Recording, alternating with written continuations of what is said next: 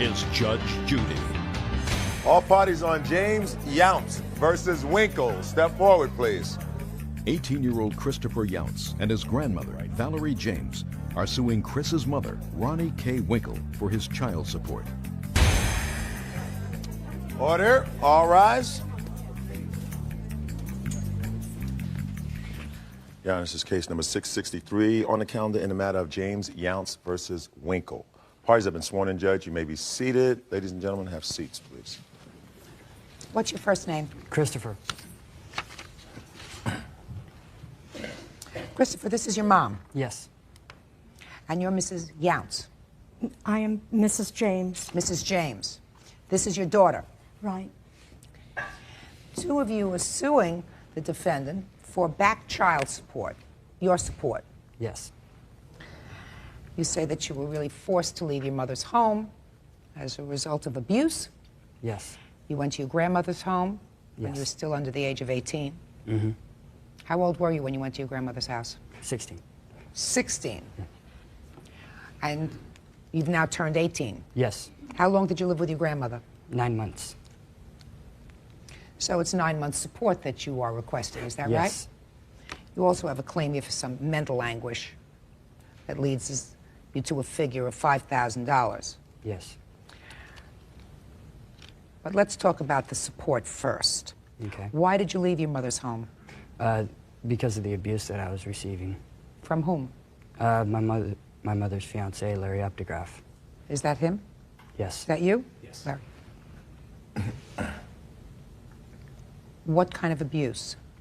Physical, mental, verbal. I get kicked, punched, hit, pinched, poked, just about anything you can think of. And Is that why you left? yes. Miss Winkle, did you know about what was going on in your house? Yes, I did, Judge. What did you know? I knew that Christopher had a problem with authority. We have very strict rules in our household, and he did not want to follow them. Did you witness any corporal punishment of your son by your fiancé? The only thing I've ever witnessed is he was grabbed by the shoulder and scolded very toughly in his face, period. Did your son ever complain to you that he was hit by your fiancé? He complained about it, yes. How many times did he complain about it? Maybe 2 that I can recall, What did he tell you? that he was hitting him. And you discussed that with Larry? Yes, I did. Larry admit that he had hit him? He did not say that he actually hit him. He grabbed him. Was anything resolved with regard to your fiancé putting his hands on your son? Yes, I asked him not to touch him. And what did he say? He said, that's fine. Which must, Miss Winkle, lead you to believe that he had, in fact, put his hands on your son. Oh, yes. Okay. Did your son tell you that he was going to his grandmother's house? That was a family discussion, and that was a decision that was made by all, not specifically Christopher. Okay. Now, he came to your house, and he was there for 9 months. Right. Why did he leave? Because I feel he did not want to follow the rules. Honest. Good. Thank you. Okay. Now, were you getting child support for him from any source in the 9 months that he was living with your mother? I have a record of the child support from the Child Support Division that I'd like you to take a look at. No, That has the records. Yes, So- I was supposed to. not supposed to. Did you actually receive? No. Can I see the printout? Is that, I assume that's a printout from Yes, the ma'am. state. It certainly is. Let me see it.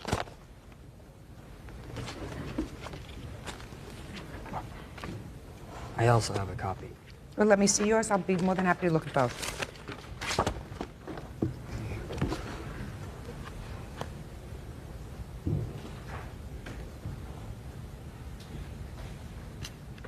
So how much did you actually receive from his father? $240 total. Now, I want you to look at these records. You have indicated here that there are some things that are yellow lined. How much does it indicate here that your mother received for your support from your father? Over $1,000. You receive a certain amount of money. You're supposed to receive, what, $100? I was supposed to receive $120 Just for his support. just for his support per month. This printout seems to indicate that for one block period, you received $676.09 paid. Paid to me. Yes. I'd have to look at that, Judge. Well, take a look at it. And then there is another figure here of $100. After I turned 18. See, he was after- not living at his grandmother's at that time. It doesn't make any difference. This was Okay. his support. Right. Did you give that to him? No. Well, you should have. It's his support, not your money. Right. This isn't alimony, Oh, I understand that. child support. So, Right. I understand that. But- I also tried to help him in November of last year establish the fact that he was deserving of his child support because he'd already turned 18. well, if you helped him and you got the money, then you should have given it to him. I don't know why they sent it to me. But you spent it. Yes, I did. Well, then you have to give that to him. So there we know Okay, about it. no problem. And what about, we'll show her this $697 that is amount received and amount paid out.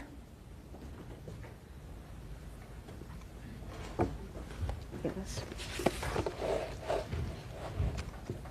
I never received that. There's also ADC owing to the state of Oregon. Because I was on welfare at certain amounts of time.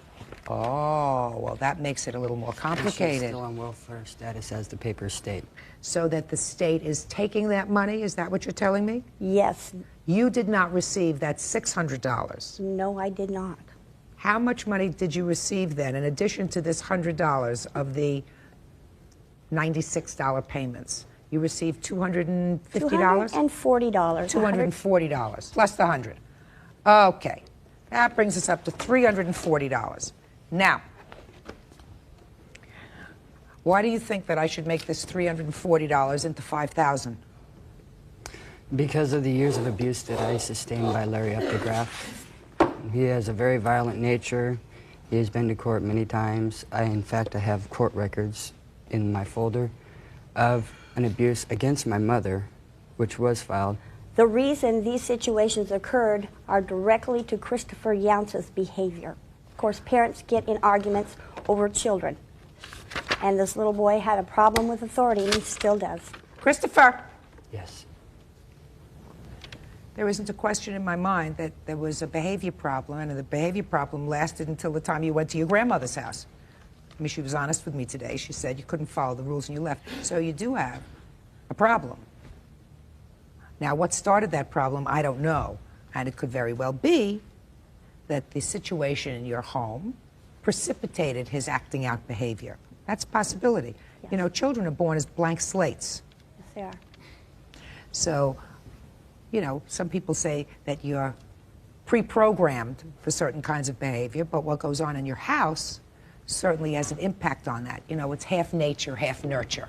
It's very foolish to allow somebody who is not related to discipline your child. It's outrageous to allow someone who is not related to that child to exercise any form of corporal punishment on that child, and that was a very bad thing, and you permitted it in your house. Judge Judy continues in a moment. So let me tell you this, Miss Winkle. What you're supposed to do is you're supposed to be supportive. He refused to speak to me since Christmas. Okay. He's angry. Real cases, real people. Judge Judy. Christopher Younce is suing his mother for his child support. He also claims he was abused by his mother's boyfriend, Larry Updegraff. You want to step up here? Tell me who you are. My name is Kelly Cornick, and I'm a teen advocate in Lincoln City. Miss Cornick. He now, I understand, lives in a program. Is he living in your program? Yes, he is. Is he behaving himself any better? At first, because of the abuse that he received, and I know that I'm an abused child myself, he was confused, he was disillusioned, he was discouraged. He had dropped out of school, and it appeared to me that it had to do with his mother and Larry Updegraff using drugs and being abusive with not only Christopher, but also Christopher's brother, which he was terrified to say anything, Chris, at the time, before he left home, which is why he felt pressured to leave home, because he knew that if he left the home, his brother would receive the abuse he was receiving. He was also afraid for Valerie, okay? And Valerie is his sister? Valerie's his sister. She's right there.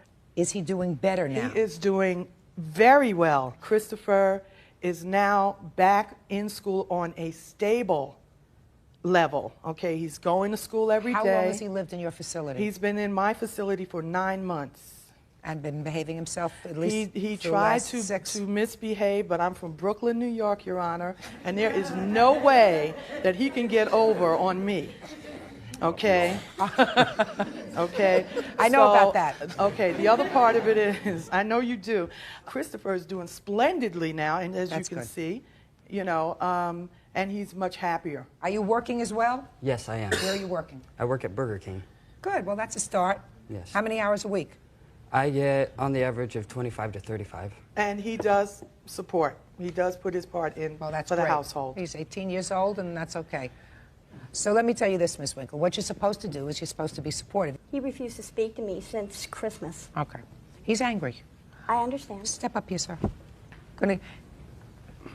How long have you two been together? 9 years. 9 years. Is there any reason why 9 years and you still have a fiancé status? None. What do you do for a living? I currently work at Chinook Winds Casino. How many hours do you work? About 35. On the books or off? On. On. How long have you been working there? Approximately 3 months. Before that, where did you work? I wasn't employed. How are you supporting yourself? Well, actually, I was self-employed. I have a computer at the house, and I do graphics and rendering. I have a degree in architecture and design. For how many years weren't you employed with a steady income? Approximately 2.5. And what kind of work do you do? I am a seasonal horseback beach guide. Well, how does your family support itself? Child support. Shh. Shh. How does your family support itself? You have 2 other children at home? Very difficultly in the winter months. It's seasonal. I've been Well, looking why don't for you work. all work full time? Because I've been looking for work. Okay. Tell me your name. Valerie. Valerie, come on up here. Right here.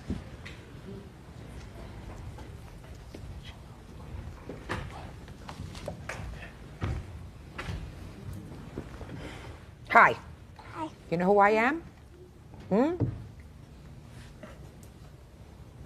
How old are you, Valerie? 9. 9? Would you like to talk to me privately? Yes. Hmm? Yes. Okay. Why don't you come back here? Bring her Sure. back. Watch your step. Come down here.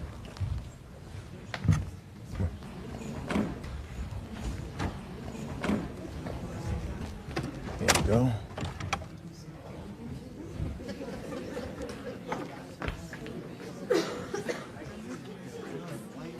You hurt me, Mother. I'm ashamed. Yeah, sure. Family don't do this to family. So you need to shut your mouth. Hey, shut up. No. You don't belong here. Stop it. All of you, stop You need it. to butt out. Stop it. Yeah, shows how childish you are. Have seats. Have seats. Go ahead, sit. See what she did to me? What? Don't worry about it. Don't get upset. I'm not, because I'll never speak to my mother or my son again. He's a liar. Never. And he's lying. Yeah. Lying through his teeth. Poor abused little boy. She's taking all the credit for it. I don't care. She's taking all the credit for what good he is. I hope he's proud of himself. I hope he's proud of what he's done. Little liar. I didn't Hope you're all proud of what you've done. You're disgusting. Judge Judy continues in a moment. I want you to try to now erase the slate for a minute. You're the mother. It's never supposed to be too hard for you. Closed captioning, sponsored in part by Real Cases, Real People, Judge Judy. Christopher Younts and his grandmother, Valerie James, are suing Chris's mother, Ronnie K. Winkle, for his child support. Oh, okay, you go sit with Larry. Order. Come on, baby doll. Okay. So let's see what the things that Valerie over here is very bright and lovely.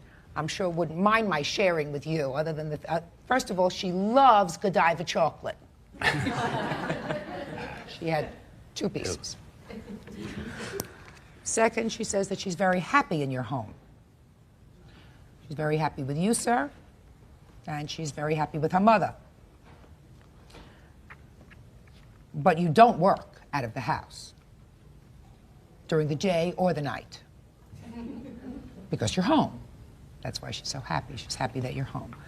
So it's not a good thing to lie to a judge. Very stupid thing, sir. Second thing is, her 12-year-old brother is currently living with his father.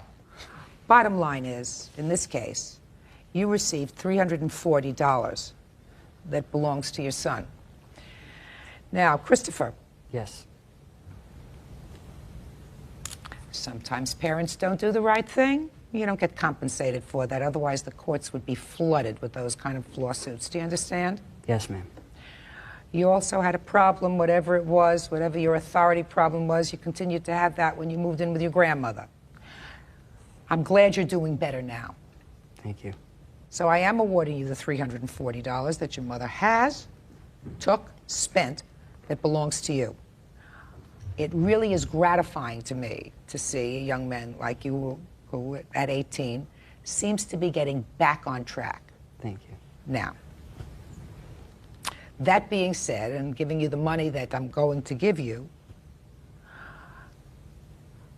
it's a good idea for children not to divorce their parents permanently. I do not want to divorce my mother. Perfect. I love her. Perfect. So I gather it's been a long time since you've communicated, is that right? Very long time. I want you to try to now erase the slate for a minute. Hard. You're the mother. It's never supposed to be too hard for you. You understand? I do. So you've all traveled to this court a very long distance. So what I'm going to suggest that you do is that just the 2 of you today go out for lunch. And I would really like for you to be able to spend an hour with your mom without any recriminations, without any... Just let her know what's going on with your life currently, how you are in school, how it is living, what's happening with your life. Okay. Okay? Just to start a dialogue. Is that reasonable? Yes. Okay? All right? Why don't you go out first, just the 2 of you? Okay.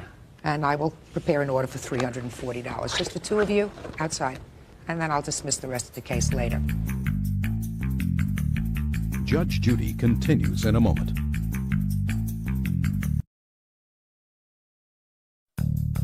Want justice? Call 1-888-800-JUDY. On the internet, judgejudy.com. I'm going to let them have a private hour. Oh, certainly. Okay? Sure, that's Is that fine. reasonable? Is that, sure, very nice. Okay, I would like that to happen. This young lady, Valerie, is a lovely girl, very smart, very articulate, very bright. As I said, that's usually a combination of nature and nurture. So evidently, what was not accomplished with the 2 boys in your house, for whatever reason, was clearly accomplished with this young lady who prefers to stay with you and her mother rather than going with her biological father where her brother is. There is something to be said for that, right? Sure. So sometimes you have to get the whole puzzle put into place. It's not always at one end of the spectrum or another. Sometimes there's a middle ground, right? That's true. Okay. So why don't you folks meet your daughter and your grandson back here in 1 hour so that you can make your plane. Thank you very much. Thank you. Thank you. Parties are excused. You may step out.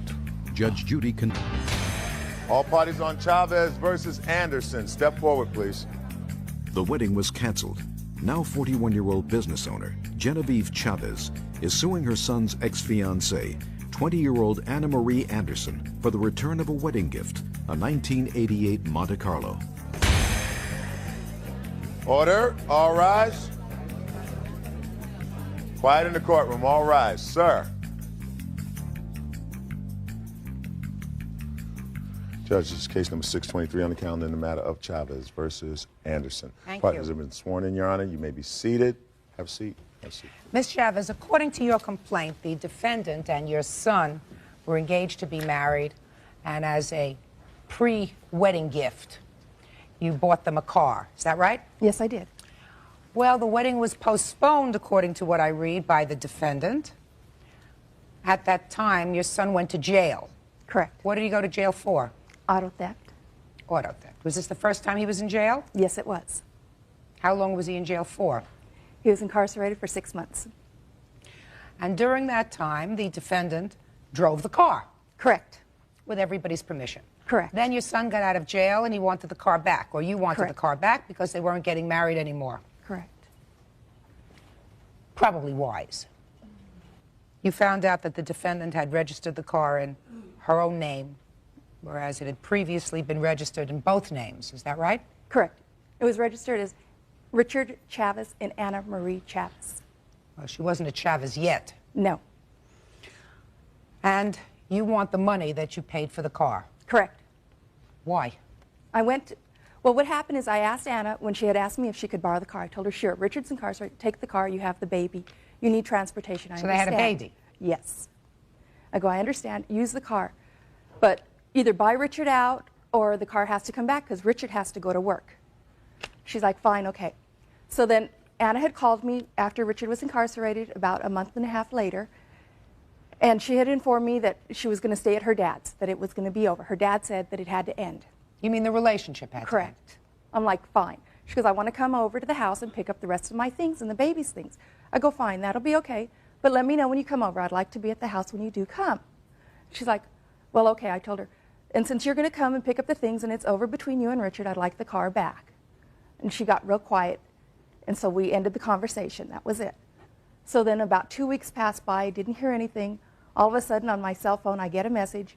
Anna had called and said, I'm on my way to your house. I'll be there in 5 minutes. Which I was at work. She got to the house. Everything was gone. You mean I her called things? her back. All her things, the baby's things, everything. They had been living with you? Yes. Okay. So then I had tried calling her, which she wouldn't answer her cell phone number. I called her house, no answer. So I drove up there and asked her, what was the deal? I asked her that I wanted to be there when she came to the house. What was going on? I asked her for the car at the time. Her dad came out and said, talk to my attorney. I'm like, no, I want to talk and find out what's going on. I want to know why Anna came to the house without my permission, without me being there. I go, it's only fair. I bent over backwards for that year that Anna lived with me to make life simple for her.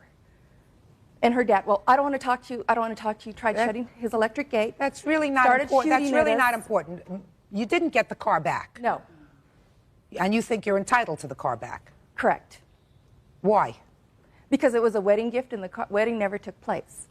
We went on vacation. At the time I bought the car, it was 1 week before we went on vacation. They were to be married in Vegas. We went to Vegas. We had our family vacation. Her dad had asked her to postpone the wedding because they could not afford to go with us. I'm like, that's fine. Okay. Let me hear your side. Okay, what happened was when I moved in with him, my parents didn't want me to, but I did because I loved him then. And so when I went over there, Richard already had this truck. So we were using it to go to work, to take me to my appointments because I found out I was pregnant. And then one night, Richard's dad was drinking, and Mrs. Chavez told us that we all need to go to a motel. So we all went to a motel, and we took their two trucks. The two of you All and of us. Mrs. Chavez. And Michelle and her brother. And so leaving just the husband Right. home drinking. And we took their two trucks and left Richard's there, which his dad knows how to hotwire the truck. So that's what he did, and then he wrecked the truck. And the reason they bought us a car was because the truck was wrecked, not for a wedding gift, because that's not what they told me. What did they tell you? They told me it was because the truck got wrecked, and we needed a car because they didn't want to take us to our work and to my appointments. Okay. A couple of questions with regard to timing. Okay. When had the wedding been planned? When was it For supposed August to take place? 24th. And when was this incident with the truck that Mr. Chavez wrecked? It was about 2 weeks before. And when did they buy the new car? When did Mr. Chavez A week buy later after the truck got wrecked. Is that correct so far? We bought it August the 20th. The truck was wrecked in September. Truck was wrecked in September? Yes, my husband wrecked it in September. He went to go test drive it. He hit the brake and the truck's... This thing about being drunk doesn't No, because he had went in and they had gave him a blood alcohol test because he had hit his knee and he came out .04. So he was not He was drunk. driving the truck when he hit his knee? Yes, when he hit the truck, the park truck, when Just he a hit... second. Just a second. She is correct then that you were all in a motel because your husband was drinking. Correct. And he was being violent. No. He was potentially, because you don't go to a motel with the whole family unless you're afraid to be in the house with somebody when they're drinking. Judge Judy continues in a moment. Are you under a child support order? Yes. Don't shake your head. He doesn't need his mother to take care of him. Sure, he did a lot of growing up in jail. And later today, listen, I don't want to hear your script, madam. I asked you a question. I said, did you pay him $212.50 for October? I don't remember if I did or not. I don't believe you. real cases, real people. Judge Judy. Genevieve Chavez is suing her son's ex-fiancée, Anna Marie Anderson, for the return of a wedding gift, a 1988 Monte Carlo. Okay. So you all go to a motel. He takes the car. He hot wires the truck, and he's in an accident. Correct. Okay. And a week later, a week after this, you bought the new car? Correct. Well, it was a used car. Correct. And you bought the used car and told them to put it in their names. Correct, as a wedding gift. Now, see... Who said wedding gift? I did. Is that correct? I didn't hear her say wedding gift to me. It was because of the truck got wrecked. When I bought the car, I purchased it as Chavez. I did not purchase it as Anderson. Well, you allowed them to put it in both their names, whether she was known as Anderson or Chavez. It really doesn't make any difference. The interesting thing that I find with regard to your answer is you want money for this car. The car's broken. It's on blocks. It's not repairable. I can't even get next to the car. When we went to her dad's house, he started shooting at us. It was because she's not going to pay you for the car, Miss Chavez. There is no way she's going to pay you for the car.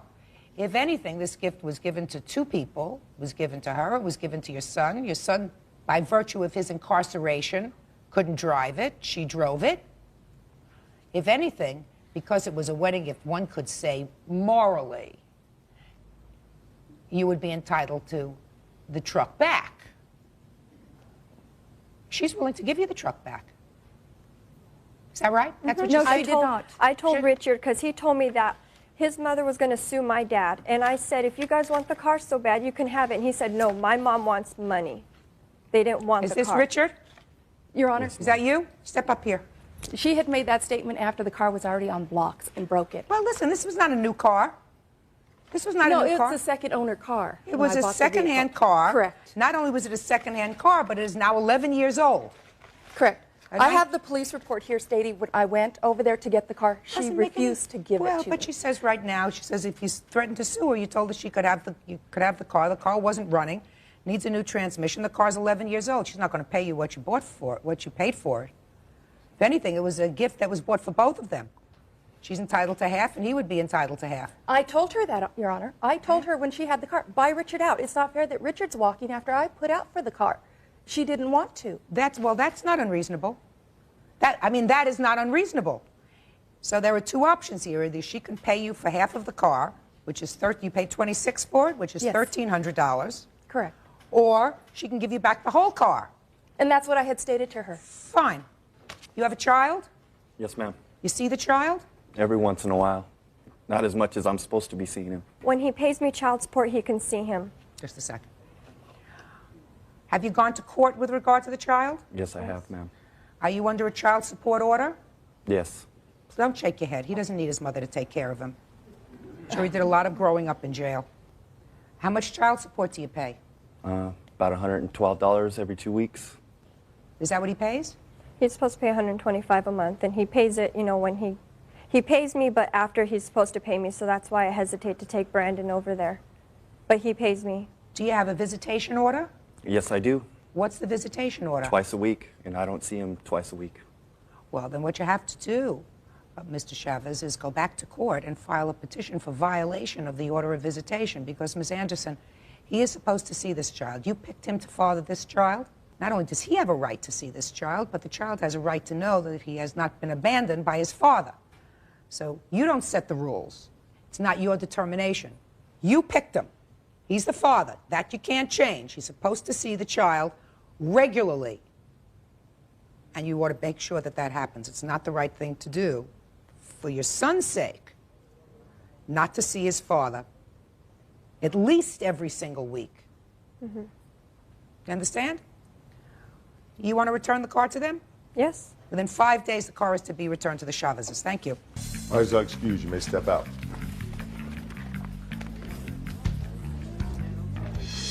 They just care about money. That's all they've ever cared about. That's all they ever talk about is money. She talks about that all we talk about is money, but when Anna lived in my house, she sure did enjoy spending it. I would like him to be a part of my child's life because he needs a father, but if he's going to, act the same way as he did before, I don't want my son to have a father like that. He's willing to take care of his kids, and she's keeping him from his kid, and it's not fair to my nephew to be taken away from his dad the way he is. I look forward to see him every week, but she don't bring him like she's supposed to. I at least do my part. And now the next case. All parties on Sandoval versus Golf. Step forward, please. 41-year-old producer Edward Sandoval claims former live-in lover, model Carol Goff, owes for rent and storage fees paid while she was in jail. Mr. Sandoval, according to your complaint, you and the defendant were in a relationship and living together. Yes, ma'am. There was some sort of an altercation between the two of you. Subsequently, another altercation, which resulted in two things. Resulted in the defendant being arrested and incarcerated. Is that right? That criminal matter is being worked out right now as we speak. You were incarcerated. That's true. For how long? I can't remember how long. 6 nights. Judge Judy continues in a moment. I didn't ask you to ask him any questions. Okay. If you think you can come here and play around with me, I guarantee on your best day, you're not as smart as I am on my worst day. Do you understand? Closed captioning, sponsored in part by Real Cases, Real People, Judge Judy. Edward Sandoval is suing former live-in lover Carol Goff for rent and storage fees after he kicked her out. Your lawsuit asks for a piece of rent and storage fees. So tell me why you think she owes you money. She moved in under agreement that she would pay half the rent, which is $212.50. On the month of November, she only paid $100, so she owes me $112.50. What else? Back storage fees. Tell me about the storage fees. I moved her property into protective storage when... What's protective storage? I had never heard that term before. To protect her property, I moved it out of the house. Was this a private storage company? Yes, ma'am. Valley Mini Storage. $60.75 a month. I've paid 3 months. Did you have to pay 3 months in advance? No, ma'am. She just refused to get a hold of me. I served her notice. The day that she got out of jail, I made arrangements with her father to move her into the Days Inn using his credit card. And I moved everything she needed, all her clothing, everything, all her cosmetic stuff, because she had some job interviews that day. And I packed all her stuff up, put it in storage. I took everything that she needed. What stuff did you put into storage? Carol's got quite a bit of stuff, all brand new within the last 2 years or so. And it's a complete household full of stuff. She completely filled a 10 by 10 storage unit. Some really nice stuff, leather couches and whatnot. Mm-hmm. And I moved all her stuff into the Days Inn that she needed that day to do her job interviews, everything I could think of to make it comfortable for her. And that day I told her how to reclaim her property back. And up to this day, she has never contacted the landlord. So I started taking Why did you have to contact the landlord for? Because I helped the landlord move the stuff out, and I just thought that it would be better for her to deal with him, to go through him. So how much did you pay altogether? 3 months, 3 times $60.75. $180. Yes, ma'am. Okay. What else? That's it, ma'am. Okay. Now, is her property still in storage? Yes, ma'am. Is that right? Yes, my property is still in storage. Is the stuff in storage in your name? Yes, ma'am. In your name? She has no access to the storage unit. I had the receipt right here. Can I see it, please? Sure.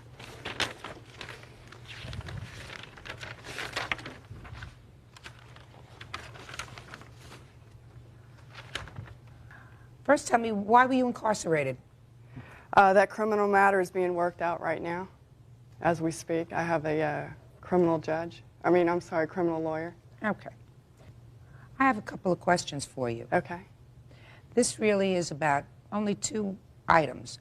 Do you have proof that you gave him $212.50 for the rent for November? Let's see. Okay, I shouldn't have to pay rent because I was evicted and because there was no agreement between him and I that I pay rent. I did help him. When did you move into the apartment? What month? September, for the last 2 weeks of September. He moved me in. Were you there in September? Strike September. Were you there in October? I was there in October. Did you pay rent in October? There was no agreement between him Listen, and I to pay I don't rent. want to hear your script, madam. I asked you a question. I said, did you pay him $212.50 for October? Did I pay him for October? Yes. Do you have a receipt for that? All right, here we go. I didn't ask him.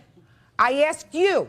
Did you, in fact, give him $212.50 for October for rent? I don't remember if I did or not. I don't believe you. How much is the entire rent? $425 per month.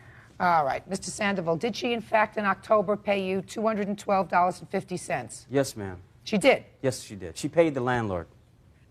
Directly? Yes, ma'am. And she received a receipt for that. Do you have the receipt? I didn't ask you to ask him any questions. Okay.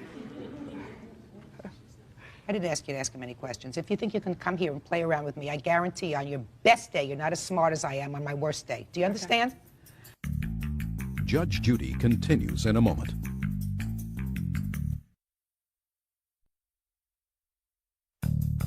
Want justice? Call 1-888-800-JUDY. On the internet, judgejudy.com. Now let's talk about the stuff that you have in storage. These are your options. Either the court will prepare an order declaring that all property there is his, and he can take it and sell it and recoup the $180 that he spent on storage fees, or you pay him $180 and then the stuff is yours and you can continue to pay for storage, or you can get the stuff out of storage. So you have to, for one moment, think for a moment whether all the stuff that you have in storage is worth more than $180.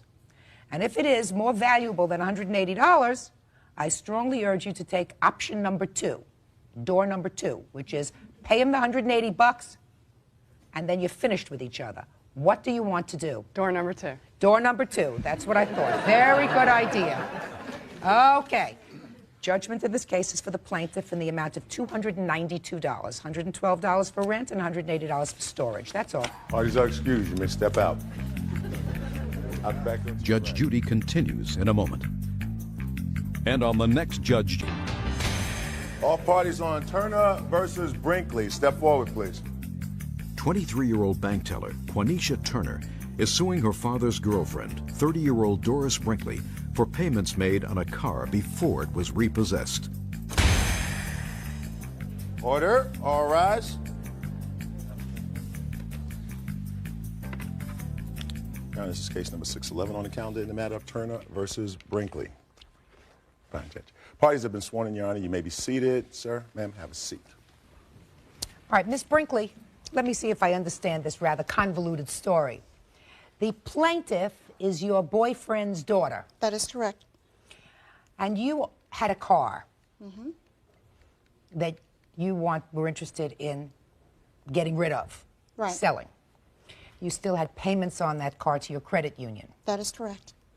So you and the plaintiff agreed that she would take the car. Is that right? Yes. And you would take over the payments. True. And that was your agreement, that Yes. you would make timely payments on this car. What kind of car was it? It was a 91 Honda Civic. And in what month did you take the car? In July of 98. And then, according to these papers, there was some problem with the credit union. And they now want to repossess the car. That is correct, Your Honor. The payments were neither timely or consistent. You still have the car? Yes, I do.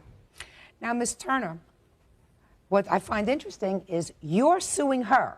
Correct. For the amount that you paid so far on the car. True. Now, you've had the car July, August, September, October, November, December, January, February, and March.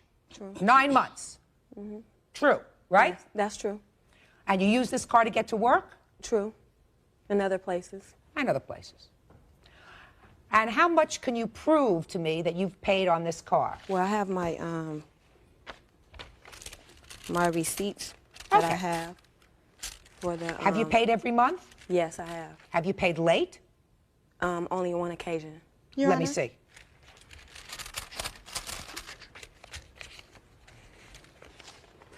This one was only on one occasion. Well, you can't show me just the one that you paid late. Show me all the others. Oh, okay.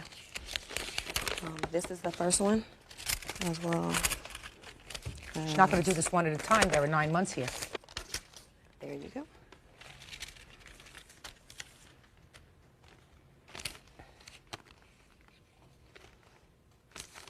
Okay. What day of the month are the payments due? The 15th of the month. Did you explain that to her? Yes, I did. Is that right? Yes. Okay. So here we have one that was purchased on the 22nd of the month.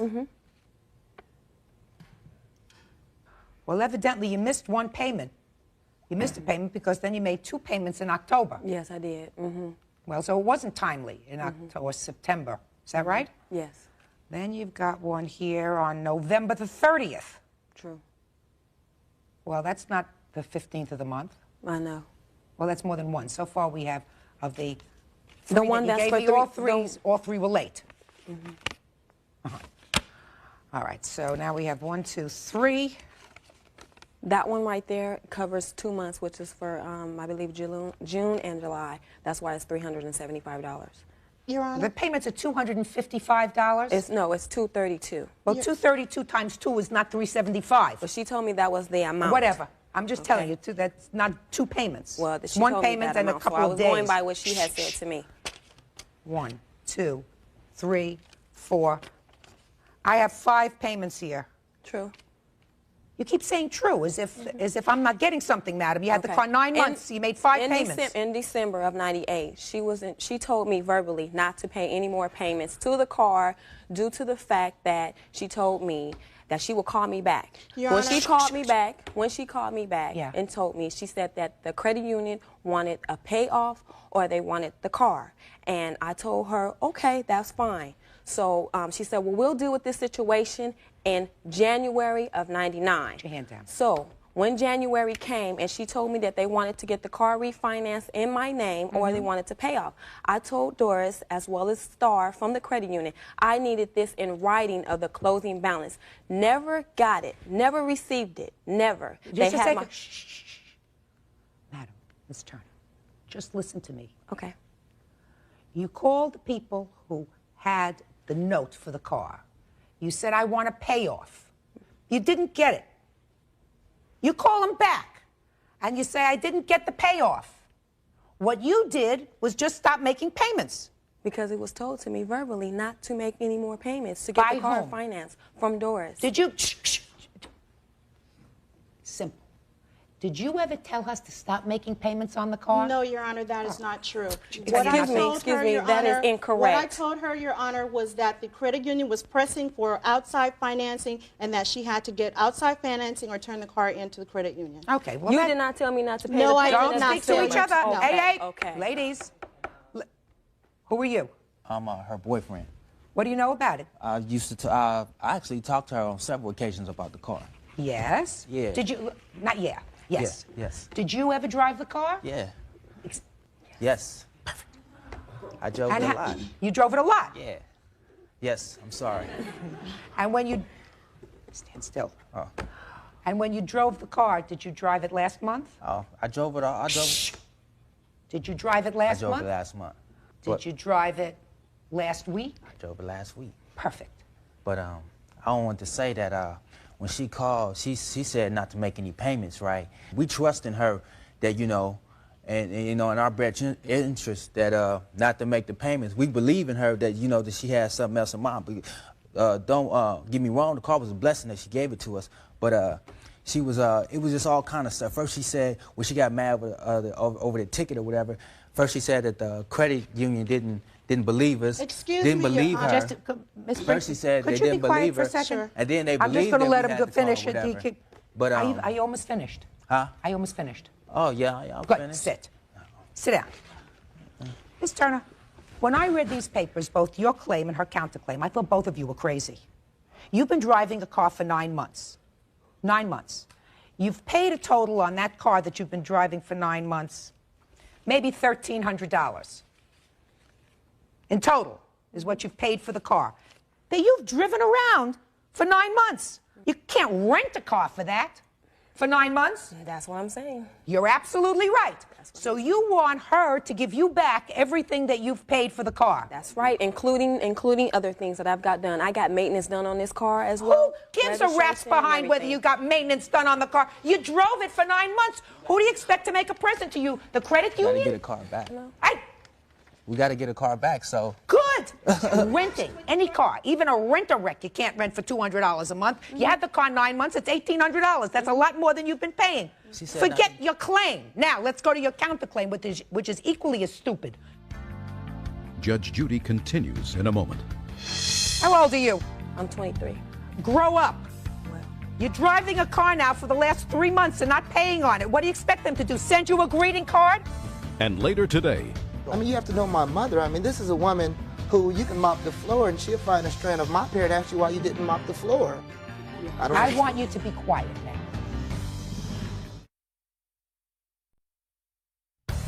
real cases, real people. Judge Judy. Quanisha Turner is suing her father's girlfriend, Doris Brinkley, for payments made on a car before it was repossessed. You say that you haven't seen the car. No, I haven't. But you want to be compensated for all the aggravation, A, for all the aggravation, and B, because you think that it's going to probably need a lot of repair. Shh, quiet. A lot of repairs, and there was damage done on it. That is incorrect, Your Honor. What I'm suing for, my counterclaim states that I'm suing for recovery of the car pending assessment of damage because I received a phone call from Lavelle Johnson that the car was torn up when I placed a stolen car report on it when I tried to recover it through the police. Listen to me. First of all, it's up to the credit union. It's up to the credit union to get that car back. They're looking for it. Yes, they are. They're looking for it. Yes, they are. Excuse me. What? I would like to know, how could she say that she ever had the car when she told the credit union lawyer named Mike that he called my job and told me that she told him that I took the car forcibly from her. That's why she reported the car stolen on me on February the 2nd. Now, I work for a bank. Excuse me, Your Honor. That could have been a felony on me, and I could have lost my job. He called me at my job numerous of times, just back to back, back to back. How old are you? I'm 23. Grow up. Well. You're driving a car now for the last 3 months and not paying on it. What do you expect them to do? Send you a card? How can I send you a payments if greeting she told card? me verbally not to pay You call up the credit union. That's what I'm telling you. Grow up. I have. They won't give me any information because the car is in her name. Very she good. won't give me they wouldn't give fine, me any this information. lawsuit is very easy. You have a claim against her, you think, for all the money that you spent on a car. I just told you that you have a claim against her for nothing. You've been driving around a car for the last 9 months, and you spent less than about $150 a month to drive around in a car, use it to get to work, use it for entertainment. You are entitled to nothing back. The credit union said, I want my payments in a timely fashion. If you had made your payments, quiet, on the 15th of the month, as you were told, maybe the credit union would have said, fine, we got somebody who's a good payer. You, on the other hand, want to have prospective possible damages to the car. If this car is recovered, and I assume it will be, you will see whether there are any damages done to the car. At that time, you have perfect right to file a claim. Right now, I can't tell what the damages are to the car. Your counterclaim is quiet. Your counterclaim is dismissed. And your claim is dismissed. And I'm telling you that that car better be returned, otherwise they're going to come to get you. And if you work, especially if you work for a bank, I would suggest to you that you run, don't walk to the car that brought you here and turn it over to the credit union. Say nothing. That's all. All right, these are excused. You may step out. Can I have my receipts back?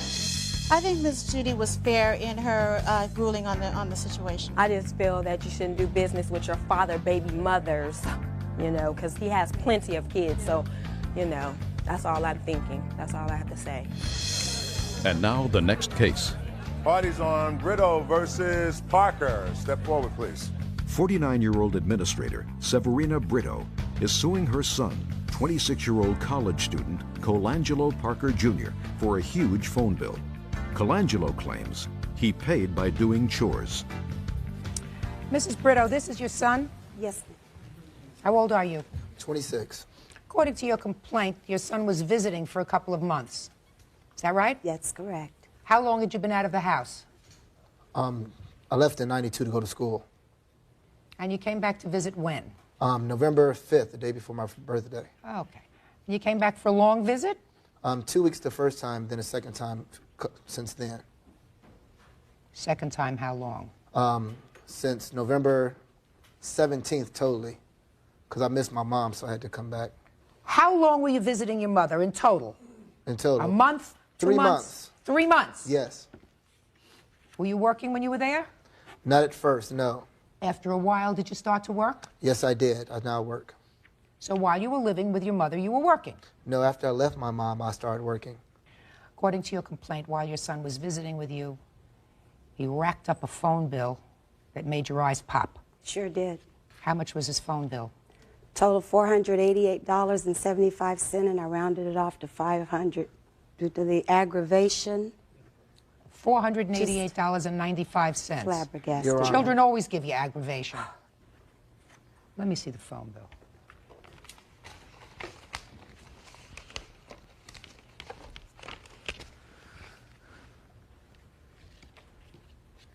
Looks like an encyclopedia. Judge Judy continues in a moment. Didn't you ever hear of writing a letter? I mean, I was writing as well. I mean, it's that so many friends you can only write and so many friends you have to call. And I could write you a letter, but it's better for me to sit here and talk to you. Not for me. Closed captioning, sponsored in part by Real Cases, Real People, Judge Judy. Severina Brito is suing her son, Colangelo Parker Jr., for running up a big phone bill while he was home from college. Who do you know in Richmond, Virginia? All my friends. All your friends. And in Charleston, South Carolina? Same friends from Virginia. What about in Baltimore? Same thing, friends I went to school with in Virginia. Well, who do you expect to pay this phone bill? I was going to pay her back, but Yeah. it just, in turn, I guess I just couldn't expedite the expenses to pay her back in time. How much money have you given her? None by now. I mean, Well, that's a none. I mean, did you say to her, I started working, Mom, I can give you $50 a month? yeah, as soon as I told her I started working. So how much did you give her? I haven't given her any yet. I just started about 2.5 weeks ago. Well, what do you think she's supposed to do with all these bills? I told her I would pay him, but she just, it's like, you know, I try, you know, I do stuff at home, you know, I watch my brother. She'll ask me to do errands. I try to help out as much as I can. Just a second. Are you suggesting to me that because you did these certain chores at home, you were entitled to use the phone and abuse it to this extent? Well, she knew I was using the phone, and I have many friends I can call, you know, and I would only call out seldomly. It wouldn't be it may seem an over-excessive amount, but it was very seldom for the amount of times I was on the phone, because I was at home all day doing chores around the home. Let's see. You started at 8 o'clock in the morning calling Richmond, Virginia. You called them at 8:09 for 1 minute. Evidently, they weren't home. You got a busy signal. You said, I'll call you right back, because at 8:10 you called again, and this time you stayed on the phone for 13 minutes. So you started at 8 o'clock in the morning. Yes. And you finish up on the same date at 11:59. So you start at 8 o'clock in the morning, you finish up at 11:59 p.m. But you're still not finished, because at 12:35 a.m., the next day, 35 minutes later, you got on the phone, you talked to somebody for a half hour in Hampton, Virginia. When you got finished talking to them in Hampton, Virginia, you called somebody else in Richmond, Virginia. It's all schoolmates in the same state. Didn't you ever hear of writing a letter? I mean, I was writing as well. I mean, it's that so many friends you can only write and so many friends you have to call. I mean, direct conversation it's a communication thing. Like, Please, you know, I could write you a letter, but it's better for me to sit here and talk to you. Not for me. You know, it's just, you know, I miss my mom and I miss my friends. I called my mom when I was out in Virginia, so I called my friends. Are you serious with me, Mr. Parker? Yes, I'm very serious. Are you serious with me? Definitely. I mean, I read your answer. Even in your answer, you say that when your mother found you on the phone, sitting there being on the phone instead of out there looking for a job all day long. She would say to you, who are you talking to? You're talking long distance? And according to you, you only lied a little. Definitely. You would say you only lied a little. I mean, you have to know my mother. I mean, this is a woman who you can mop the floor and she'll find a strand of mop hair and ask you why you didn't mop the floor. I mean, Mr. Parker. She's obsessive like that. Mr. Parker. I have to tell her what she has to hear. Mr. Parker. Yes, ma'am. Did anybody sentence you to go home from a jail? Did a judge sentence you to go home? No, but my mother was my judge and she sentenced me, yes. No, just a second, Mr. She was mad when I was away. She flies me out here, I'll be with my friends, and she said, you don't spend time with me, make them pay for your ticket the next time. I say, wow, Mom, I'm sorry, you can't hang with my friends out here either. I want you to be quiet now. Okay. Judge Judy continues in a moment.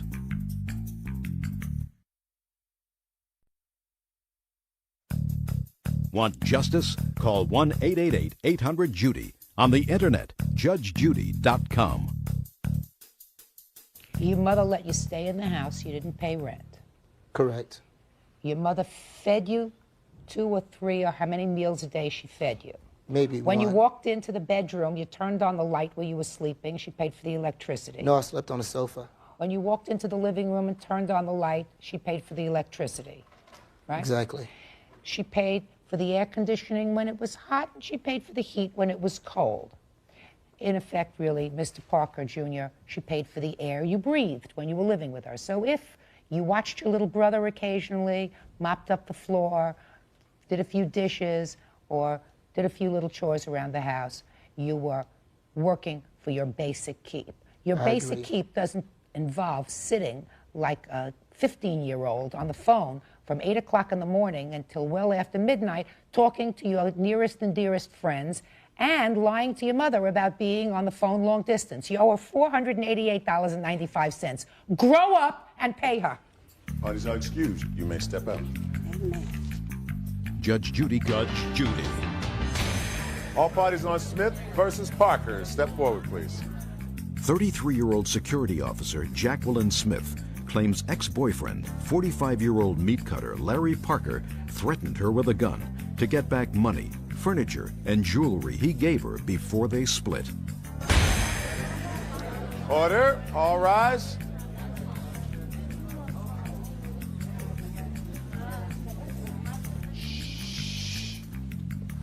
Yeah, this is case number 613 on the calendar in the matter of Smith versus Parker. Parties have been sworn in, Judge. You may be seated. According to your complaint, Ms. Smith, you and the defendant were in a relationship. Yes, ma'am. You claim that the relationship went south, that you got a series of restraining orders against the defendant, and that he stole certain property from you. Right. That property was property that he, according to you, had given you as gifts. Correct. Is the property you're talking about furniture? Yes. What kind of furniture? I had carpet, a television, a range, 2 living room suites, and jewelry, and also money, $1,000. And you say he stole that from you? He took it back from me. Just a minute. Well, you used the word stole. But what I gather in these papers is that he came to your house and you gave him all these items. Yes, ma'am. He says that he just reclaimed his property. So, tell me how this happened. He came to my door 2 or 3 times with a gun, threatening me, threatening my life. So you gave him the property? Yes, I did. When did he give you the $1,000 in cash? Like December. What did he give it to you for? I guess it was a gift. Did he just hand you the $1,000 and say, this is a present? Right. He said, this is for you. Tell me about the $1,000, sir. No, I didn't give it to her for her gift. She was holding it for me to keep. Tell me what you said to her. Would you hold this for me? Why didn't you put it in the bank? I'd rather for her to hold it because she was struggling and she can use it if she wanted to. That's what I told her. So some of it. So she could use some of it? Yes. Or she could use all of it? Or she could use it if she needed it? Yes. That, Mr. Parker, is a gift. Yes. Now, you took this back from her, this $1,000. $740. She was $260 short. I asked for the $1,000 back. But you had said to her, here, and you can use this if you need it. Yes. Well, she needed it. But she was willing to give it back. Did you go to her house with a gun? No, I didn't. What kind of work do you do? I'm a meat cutter. How long have you been working? I'm not working right now, but I've been cutting meat off and on the last 15 years. Where'd you get $1,000 from in cash? I gambled, and I was lucky. Uh-huh. You also bought her a carpet, a TV, a range, 2 living room sets, and some jewelry. Yes, I did. Not buy it for her.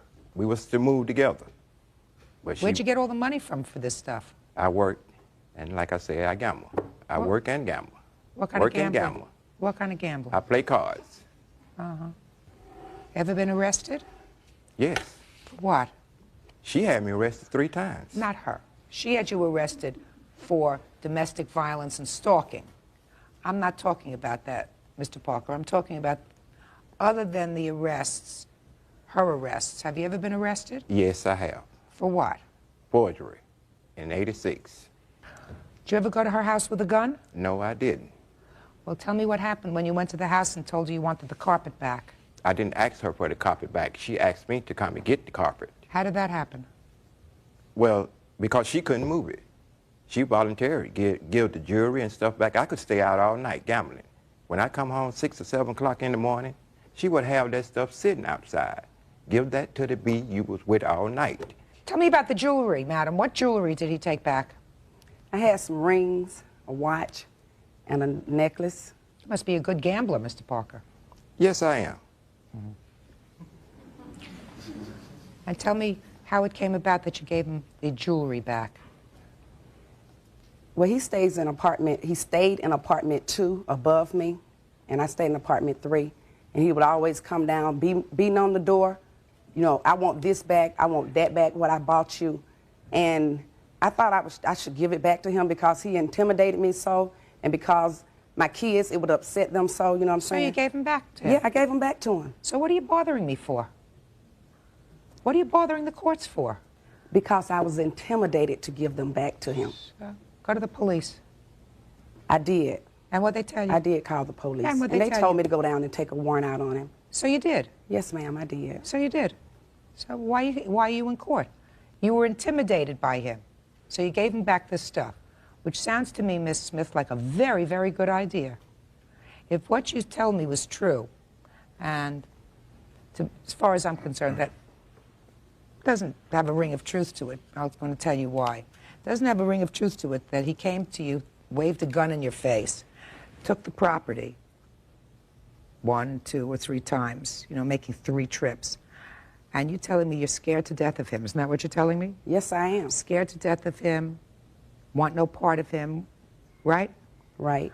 Then why in the world would you file a claim against him in small claims court, which you knew was going to further exacerbate the situation, which you knew would make him even angrier, which you knew would result in the 2 of you being together, when you could have severed all ties with him by just giving him back the stuff that you say he gave you. Well, certainly I believe that he gave you the jewelry as a gift. But as far as carpet, TV, range, living room furniture, you know, that sort of stuff, he says you were supposed to move in together. But what I doubt, Miss Smith, is your statement that he came to you with a gun, threatening you with a gun, making you so fearful. I doubt that because of your actions in filing a claim which you knew was going to make him even angrier. Do you understand what I'm saying? I understand what you're saying. Very good. Now, the wisdom of what you're saying initially to me is, he came to the door, I didn't want him banging at the door, I didn't want my kids involved, so I just gave him back the stuff he gave me because I wanted him out of my life. That would make sense. You're right. So what are you doing here? I want what's rightfully mine. Well, he took it back under intimidation. Well, you were intimidated because he came knocking at your door. I don't believe that he waved a gun in your face. I don't believe that. Okay. Ma'am. You just a second. Because if anybody waved a gun in my face, and you don't look like a dumb woman, I certainly wouldn't sue them over a range. Judge Judy continues in a moment. He may be the biggest loser in the world. I have a feeling that that's probably true because he certainly has a lot of money for somebody that occasionally cuts meat.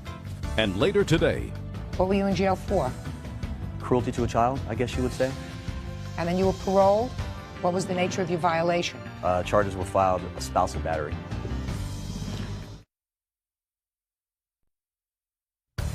real cases, real people. Judge Judy.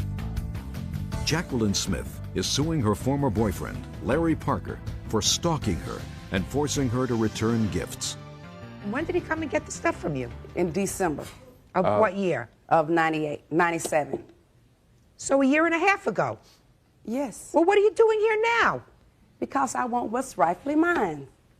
Ms. Smith, you both still live in the same city? No, no, the same city. She made me move from next door. But I'm born and raised in the same neighborhood. My father took sick, and I was visiting my father, and then she had me arrested again for visiting my father. Did you have him arrested again? I didn't have him arrested for visiting his father. Did he I come didn't to say bother hello you? to you. Yes. He came to your door? Yes, he did. What did he do when he came to your door? He left a note at my door that he wanted his leather coat back that he had bought me. And he wanted the living room suit that he had bought for me because he didn't want anyone else in the neighborhood to be sitting on it, anything that he bought. Mm-hmm. He would always intimidate me. He would come to my job, always. So you're scared of him? Yes, I am.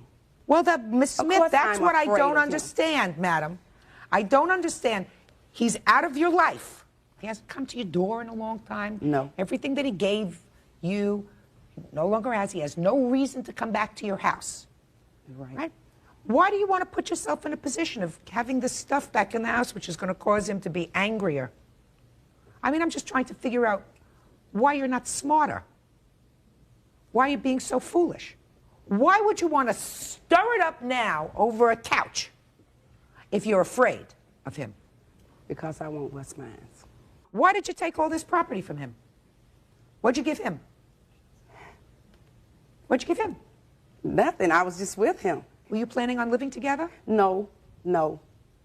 He always asked me to go out and find us a house, an apartment to stay together. But some always in the back of my mind said no because of the way he treated me. The first year. Okay, let's discuss this. So he wanted to move in with you. Yes, ma'am. And asked you to go look for an apartment. Right.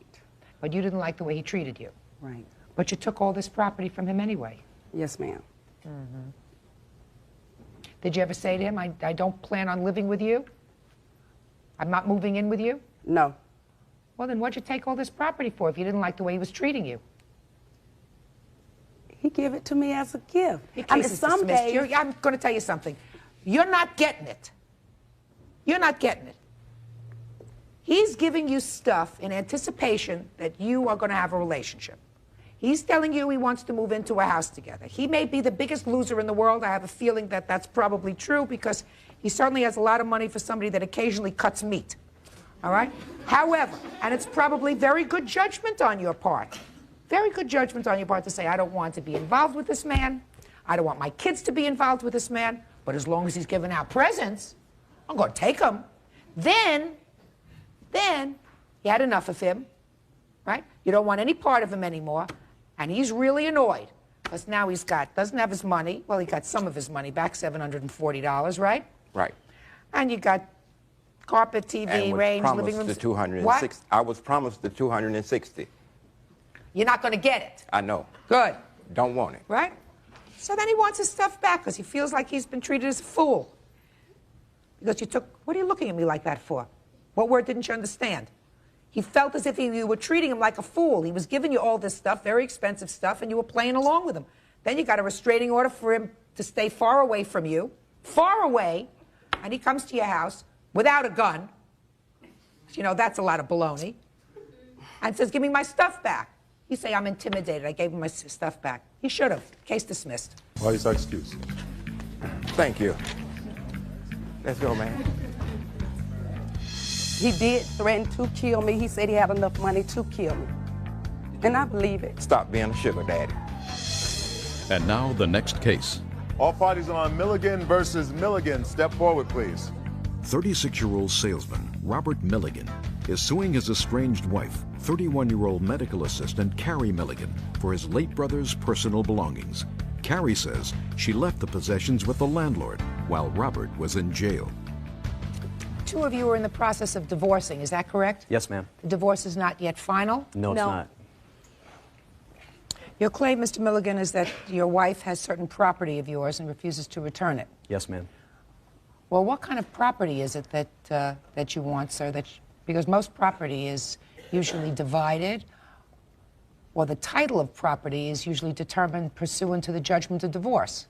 Well, when my brother passed away, there was several items that were given to me from after he had died from my mom when she cleaned out his apartment. I have a list, but it's really long. And some of that has a lot of sentimental value. There's no dollar value that you could put on the property. And I believe that Carrie is she still has possession of that property, and I'd like it back. What are you doing in small claims court? Because the divorce is sitting in limbo. Well, it's in limbo because you filed for divorce? Yes, I did, Your Honor. When did you file for divorce? In November 13th. Okay. And when were you served, sir? Approximately November 13th or the 14th. I was incarcerated at the time that I was served. Mm-hmm. When were you released from jail?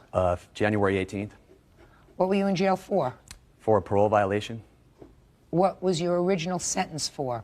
It was cruelty to a child, I guess you would say. And how long was your sentence? I was sentenced to 2 years in state prison. How long did you serve? 13 months and 10 days to be exact. And then you were paroled? What was the nature of your violation? The nature of the violation was charges were filed, a spousal battery. So then you went back and did the remainder of your 2 years? No, I went back and did a year parole violation. Was this the first time that you were in jail, this 2-year term for cruelty to a child? No. Judge Judy continues in a moment. I have known Robert since 1995 for a total of 4 years. He served 23 months out of that 4 years in prison. Closed captioning, sponsored in part by Real Cases, Real People, Judge Judy. Robert Milligan is suing his estranged wife, Carrie Milligan, for his late brother's things. Now, so you were served while you were in prison. You got out of prison in January. Yes, ma'am. When did you hire a lawyer? I haven't hired an attorney because attorneys are expensive, ma'am. Well, when you hire an attorney, sir, or if you appear in this action pro se, that's where the court is going to resolve all issues of property. Mm-hmm. If I resolve all the issues of the property that you have, you're not going to be in any big rush to get yourself a lawyer and respond, which means she's going to stay in a state of limbo for a very long time. Do you understand? Mm-hmm. I'll just take a look at the list anyway before I dismiss your case and tell you to go and get a lawyer, answer her request. She doesn't want to be married to you anymore. How long were you married? Less than a year.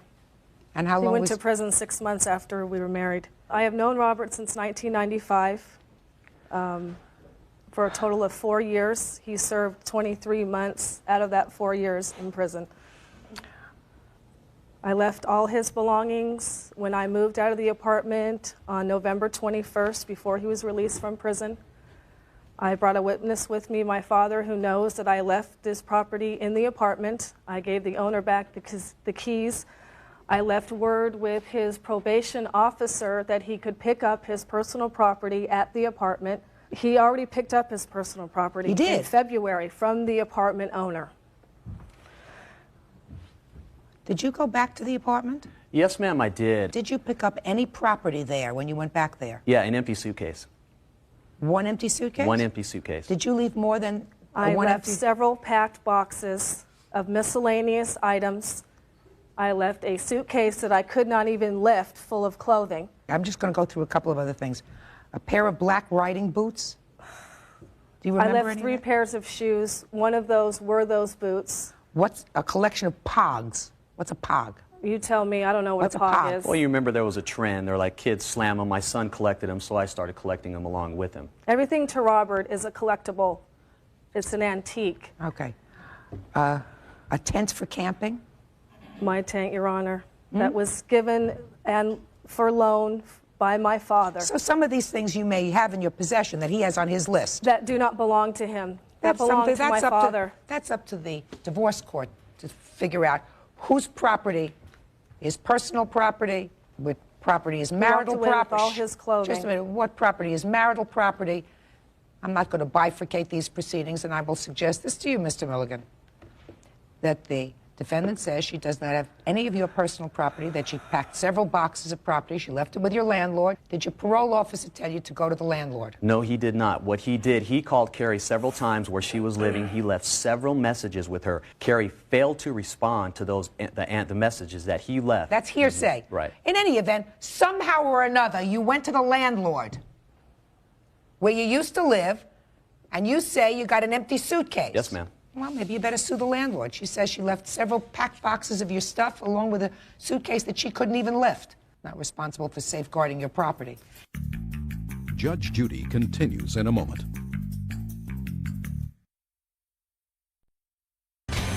Party's on. Flammer versus Wheeler. Step forward, please. 26-year-old dental assistant Tammy Flammer is suing former boyfriend, 31-year-old telephone lineman Troy Wheeler, for repossessing her car. Troy says he only loaned the car to her. Order. All rise. Now, this is case number 660 on the calendar in the matter of Flammer versus Wheeler. Parties have been sworn in, Judge. You may be seated. Ladies, have seats, please. According to this complaint, Ms. Flammer, you and the defendant were involved in a brief relationship when you needed a car. Mm-hmm. And you didn't have enough money or credit to get the car No, I on had your the money, own? ma'am. I didn't have the credit. So you had the money, he had the credit. He Mhm. agreed to co-sign for the car for you. Is that right? Yes. Is that right so far? Somewhat, yes. It was basically for her to use the car. No, it wasn't for me to Just- use the car. Just a second. Well, It that's was your not. defense, sir. That sounds kind of wishy-washy to me. But I'll let you tell me the story anyway if you really want to. So you got the car, and who put the down payment on the car? Myself. You have proof of that? Yes, I do. Let me see it. I have all the proof right here of all the payments I made. Do you want it all right now? Let's do just the down payment first. That's bank statements that I withdrew. $2,040. Right. I put $1,900 down, though. You have proof that you put down the down payment, sir? Yes, ma'am. Let me see it. Receipt from Rock Honda? Hmm? The receipt from Rock Honda for the receipt for the down payment? You can't even say that to me with a straight face. Let me explain something to you. Mr. Wheeler, let me explain something to you, sir. On your best day, you're not as smart as I am on my worst day. Do you understand? So this receipt says that somebody put down $1,900. Show me from your bank a withdrawal for $1,900. I don't have receipt. No, sure you don't. You know why you don't have the receipt for $1,900 that you took the money out of your bank, Mr. Wheeler? Well, I put it down. I took it out of my bank account and put Show that me. down. Just a second.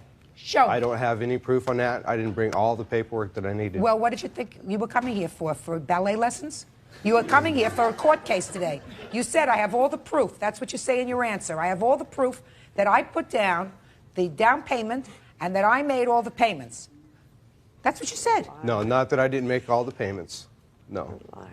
Oh, what you say here, Mr. Wheeler, is that I have all the receipts for the down payment and the monthly payments. She has receipts for making them too. Right. Now, let me see, please, your receipts now for your payments.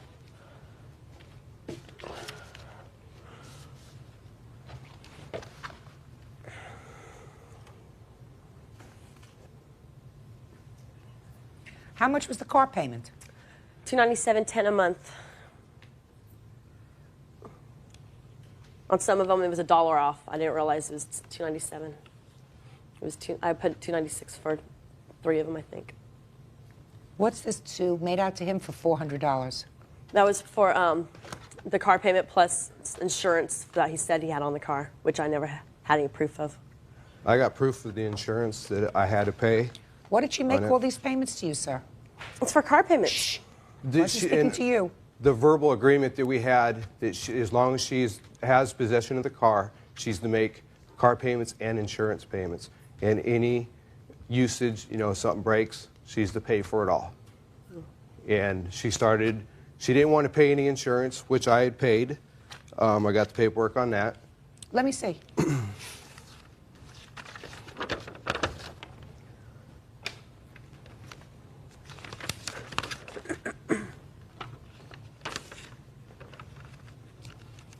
So this doesn't show me that you paid it.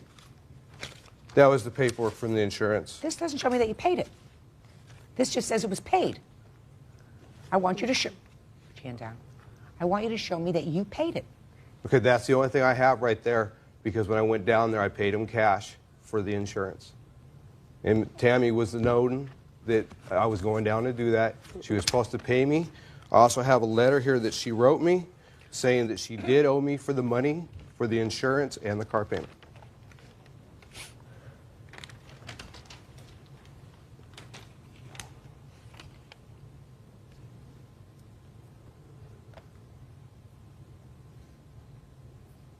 And also, I had a...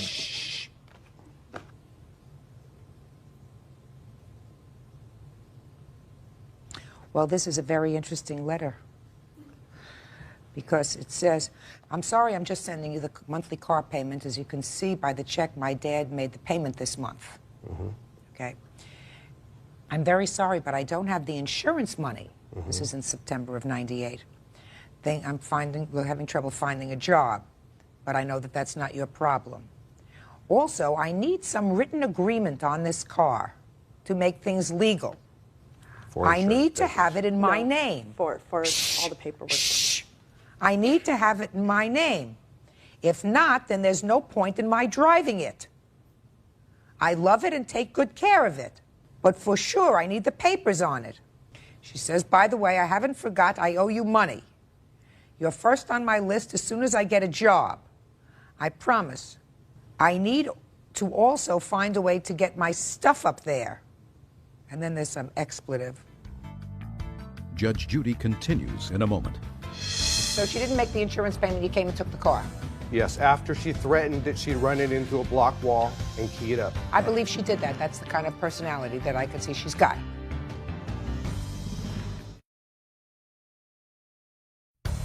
Real cases, real people. Judge Judy. Tammy Flammer claims ex-boyfriend Troy Wheeler took back his car even after she made payments, and he did not return her belongings she left at his house. All right. Now, how many months? Clearly, she says she owed some money on the car. She owed some insurance payments on the car. How much insurance did she owe on the car? It was about $800 to $1,000 for the months that she had owed me, because she hadn't paid me a dime for the insurance. Well, if she didn't pay you a dime for the insurance, sir, then she made some payments to you that Car were like payments, $400. The And you say that $400 those... to $200 that was on there was for the money that she owed me. No, ma'am, that was part of the car payment. No, that was the car payment and then the insurance. I had no proof of ever him having insurance. And he even told me he had no insurance on that car for a while. When did you get the car? When did you buy the car? July 14th? Of '98? Yes, at that time. Okay, and she made, according to these papers, she made most of these car payments. I made every one of them. Yes. Yeah, she sure did. And the down. She was to make all the payments. She did make all the payments. Correct, on the verbal agreement. She did make all the payments, and she did put down the down payment. So why did you repossess the car? I had to repossess the car. I have my witness here. No, you tell me. Because I asked her to make the payments on the insurance. She told me she would not. If you talk again, I'm going to dismiss your case, which would not be a good idea for you. Okay. Understand? She said that she didn't have the money, and I told her I'm canceling the insurance on the car, and I canceled it, and I called her up and told her, if you can't make the payments on time every month and pay me the insurance, I'm going to have to come and get the car. Okay, so she didn't make the insurance payment, you came and took the car. Yes, after she threatened that she'd run it into a block wall and key it up. So I believe she did that. That's the kind of personality that I could see she's got. However, how many months did she have the car, sir? For about 6 months. Judge Judy? She's my witness, Judge. To what? To the To hearing. what she said that. The hearing Tammy saying that she'd run the car into a brick wall. Okay, and well, key it she up. said that it's not particularly relevant. Okay. She had the car for 6 months. She made the car payments. She put down the $1,900 down payment. Now, where's the car? I have possession of the car? So you're driving it? Yes, ma'am. I also have... You're driving it? Yes. You're driving it. You took the car back. She had made all of her car payments.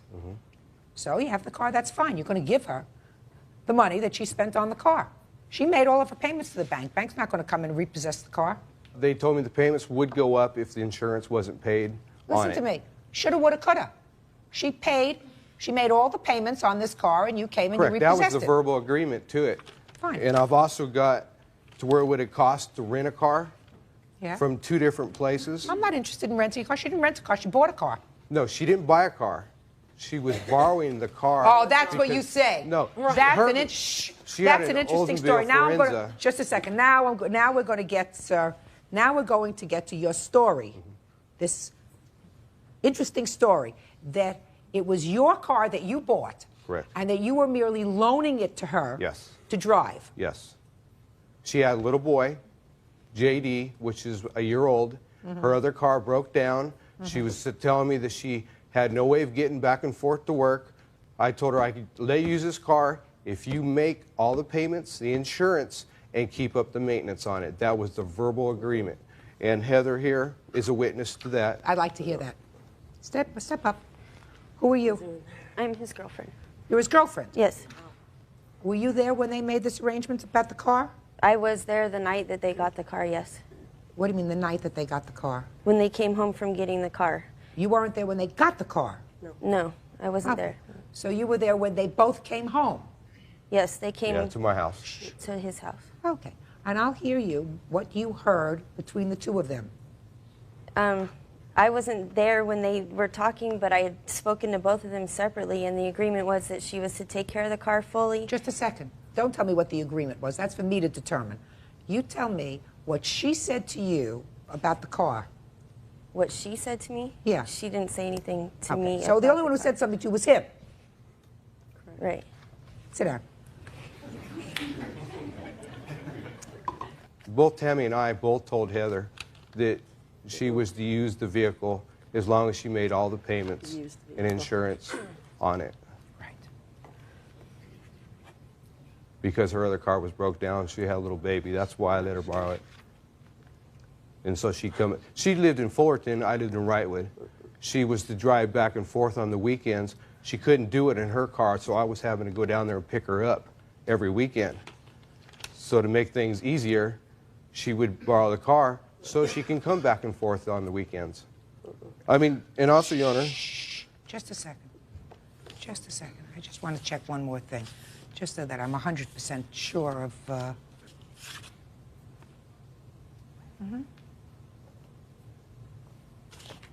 If I could say something, Your Honor. Yeah, go ahead. Just to show, you know, that I was doing things for her to help her out, she was arrested for spousal abuse, beating her boyfriend up, to where That's not irrelevant to the I case, had though. to bail her out. She didn't have the money. Nobody would bail her out. I had the money, and I was nice enough to even bail her out on this, just like I was nice enough to let her use the car.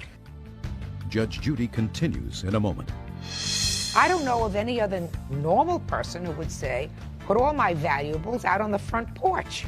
They were in the bags that she brought. I put Now, I them don't on care the whether porch. they were in bags, suitcases, That or whatever. night- It doesn't make sense for somebody to tell you to put their stuff on the front porch.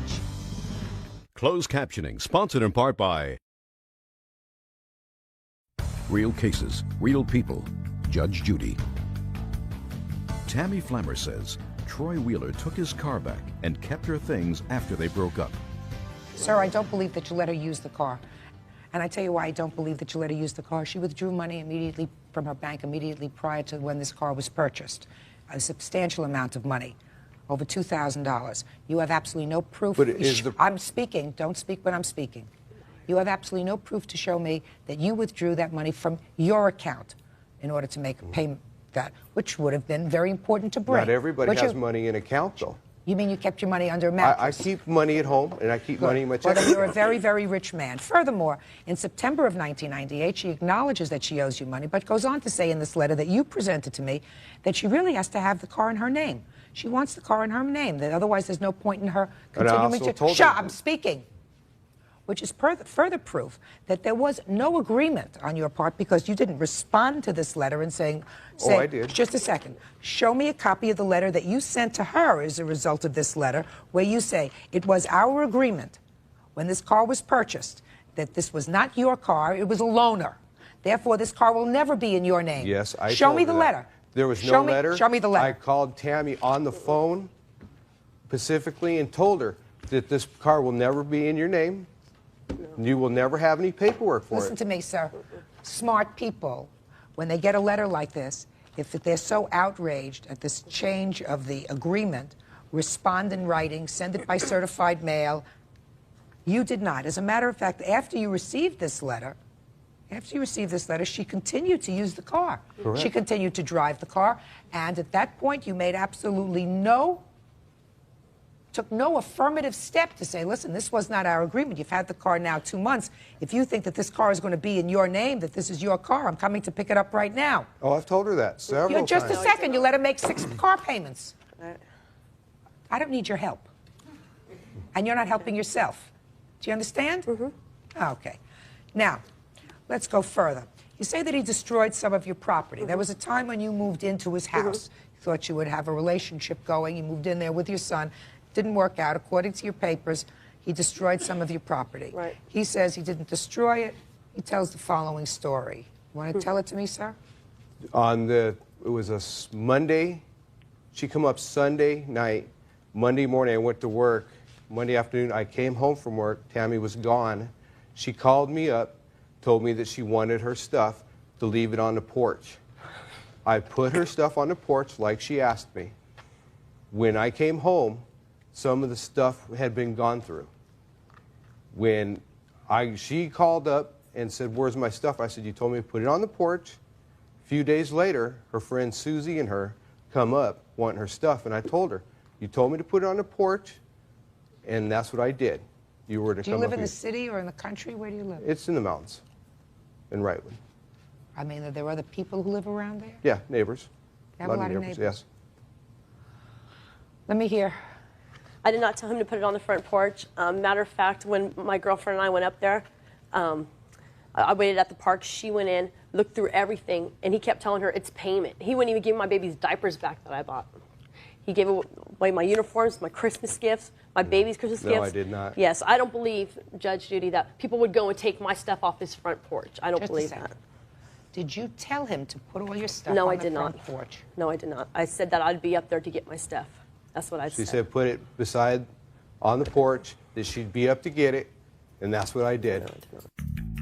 Judge Judy continues in a moment.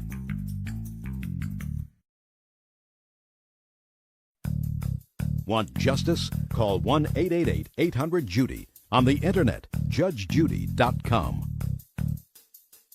Let me tell you what doesn't make sense, sir. It doesn't make sense that in a populated community, in the latter part of the 20th century, where unfortunately all kinds of thievery and chicanery go on, that a normal person would say to you, put my stuff out on the porch, and I'll be over to pick it up in a couple of days. No, she told me she'd be there that day to pick it up. But she did, shh. But according to you, she didn't come for a couple of days. Right, she came. So it doesn't make sense to me, sir. I don't know of any other normal person who would say, put all my valuables out on the front porch. There was, clothes? And Whatever it is, put my stuff out on the front porch in boxes. You ever do that? They were in the bags that she brought. What? They were in the bags that she brought. I put Oh, I them don't on care the whether porch. they were in bags, suitcases, That or whatever. night that I noticed that they had been gone through, I brought them back in the house. Yeah. And then that's when her friend Susie and her come up to get the stuff. It does what I'm saying to you, sir. It doesn't make sense for somebody to tell you to put their stuff on the front porch. Well, that's and what she then told me not because show I up. work. And then not show up for 2 days, according to you. She told me she'd be up that day and didn't show up for a few days. Let and me that's the way it explain happened. to you, sir. I don't believe that a normal person. She did, though, Your Honor. Well, she did. Just like you made the down payment on the car. Yes, I did. Judgment in this case is for the plaintiff in the amount of $3,400. That's all. Parties are excused. You may step out. Judge Judy continues in a moment. And on the next is Judge Judy. All parties on Roth versus Tuchinski. Step forward, please. 28-year-old musician Matthew Roth claims Vladimir and Galina Tuchinski's dogs attacked him and his Rottweiler. The Tuchinskis are countersuing Matthew for abuse and threatening bodily harm. All rise. Yeah, this is case number 606 on the calendar in the matter of Roth versus Tuchinski. Parties have been sworn in, Judge. You may be seated. Folks, have seats, please. Mr. Roth, it is your complaint that the defendant's dogs, which were unleashed, attacked you and the dog that you were walking, injuring the dog, more importantly, injuring you, Right. because your injuries were such that you had to be treated for them. You had a bite to your hand. We both were treated.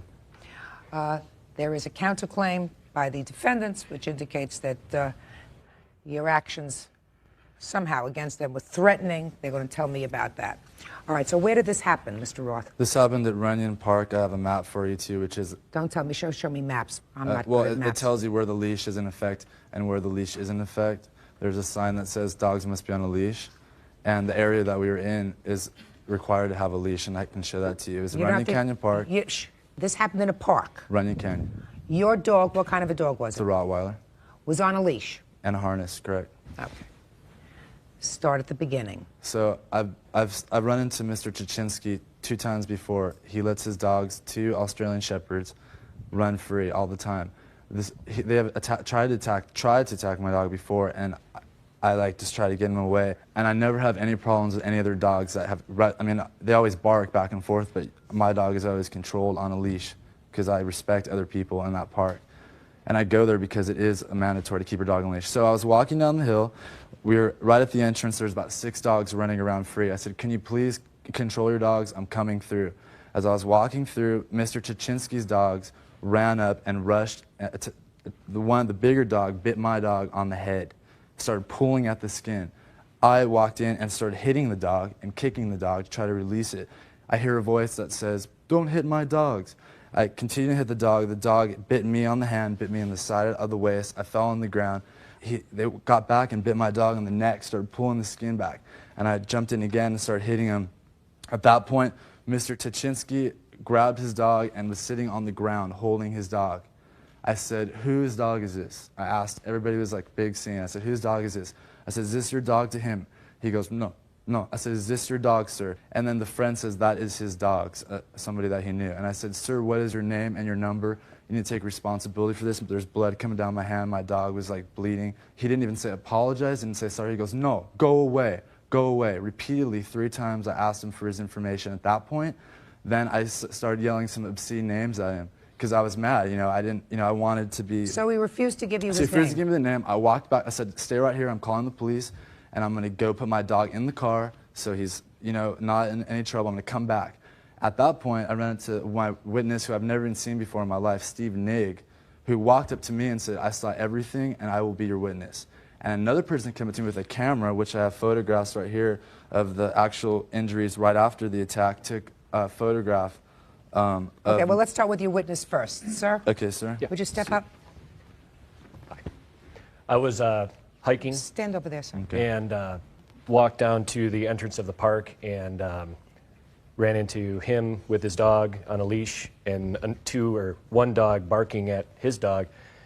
He was trying to drag his dog away from it, and the shepherd kept lunging at it and barking at it, and then finally just attacked it. And they were on the ground rolling around, and the shepherd was biting the Rottweiler.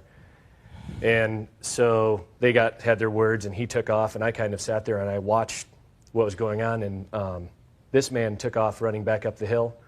And With his dog? I don't know if he was with his, I think he ran alone. He ran back into the park, and said he was going to go get the cops, and so I walked. What did the dog look like that was attacking the plaintiff and the Rottweiler? It's an Australian Shepherd, kind of long hair. Were any of the other unleashed dogs there Australian Shepherds? I don't think so. Okay. I was kind of amazed because the words went back and forth, and the guy wouldn't step up and say, "I'm sorry, I should have had my dog on a leash." I thought that was ridiculous, and so I found him on the phone at the apartment with his dog, asking someone to call the police, and that's when I approached him. His dog was very nice. He was actually having a sniff-a-thon with about 4 other dogs at that time, and I said, "Here's my name and number, and should you have any problems, call me." That was very good of you. Thank you. More people should do that. Yeah. Now I'll see your photograph, sir.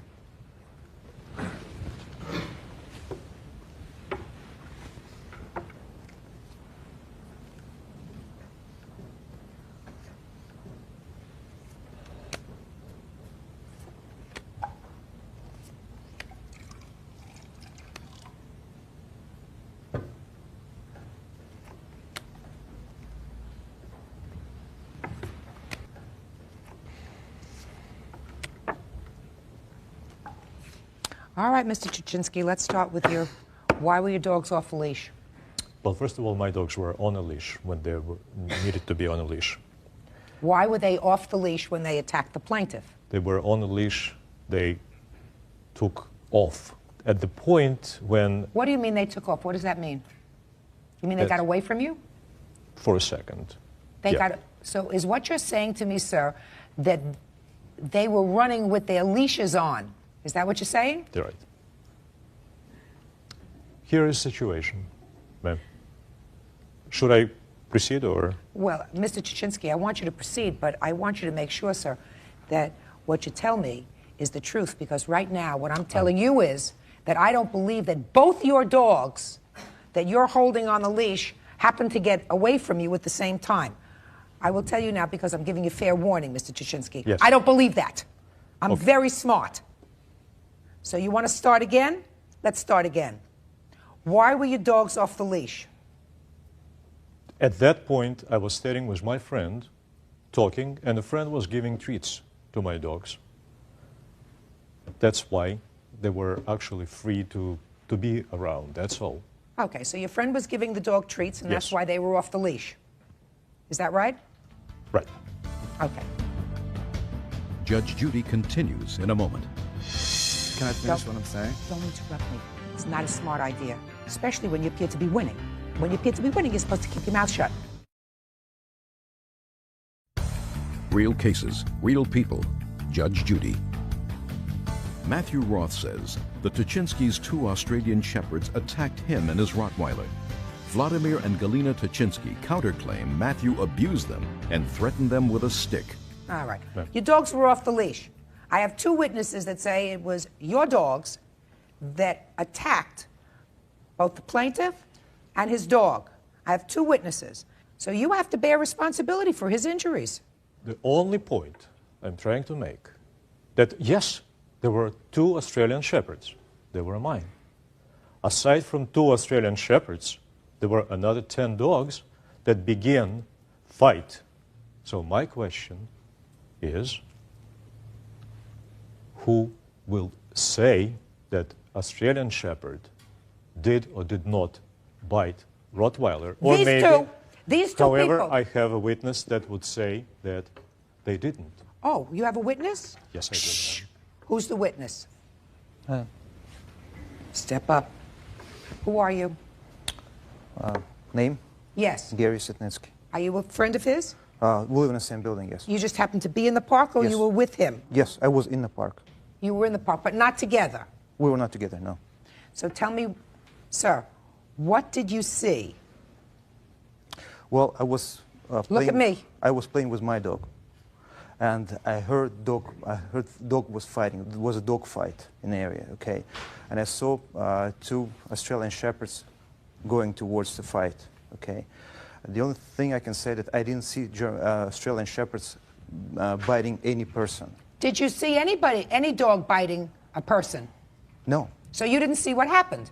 Well, I didn't see those dogs No, biting. so what you're saying to me is, sir, you didn't see any dog biting the plaintiff. That's true. Well, a dog bit the plaintiff. Sit down. Sit down. Mr. Chichinsky, put your hand down. Mr. Chichinsky, your dog bit the plaintiff, both on the hand and on the side. Now, the next question is, he asked you for your number or your name. Why didn't you give it to him? In the process of restraining my dogs, I fell.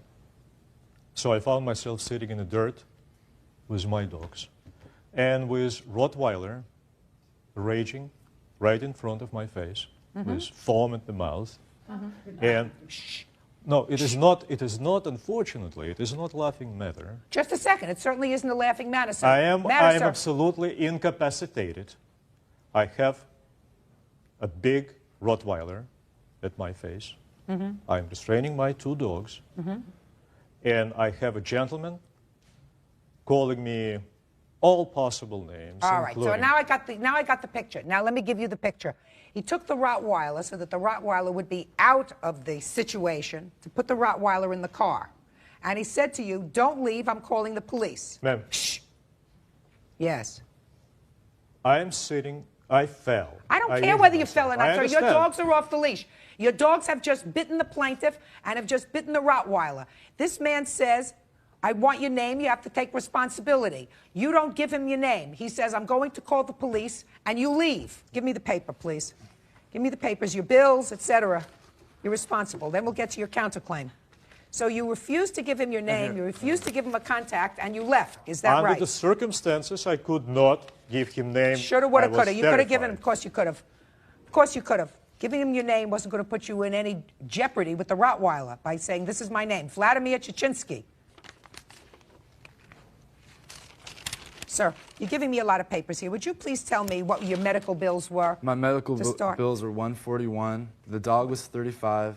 Yeah. And then I'm also asking for, I couldn't play my accordion for Ravi's studio work for 4 days, which the contract is up there, and then Lighter Fluid, which is a band I was supposed to do work on their single Bliss Freak. And there's letters and the contract, and here's their CDs, and here's a But don't listen. picture of my It's not an accordion. audition, sir. I'm not auditioning. I'm telling Good. you what you're asking for. Okay. I mean, I've seen your injuries. And I want to say one more thing, Yeah, please. go ahead. After they left, I went back to the park the next day because I didn't know if this dog had rabies or what, and I had to find these people. I waited in the park. I ran into Miss Tuchinski with this woman who's sitting right here. And I said, ma'am, very calm, I had a walking stick in my hand, the stick that she brought here. Because I was in pain. And I was using it to walk, and I said, Whether ma'am. you were in pain or not, Mr. Roth, if you were let me- very... let me just- Shh. Listen to me, sir. I'm going to let them get to their counterclaim in a minute. Can I finish what I'm saying? Don't interrupt me. It's not a smart idea. Especially when you appear to be winning.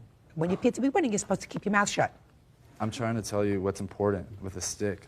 I tried to go after them. Shh. Listen to me. I'm not concerned that you were walking with a stick. You were attacked by dogs.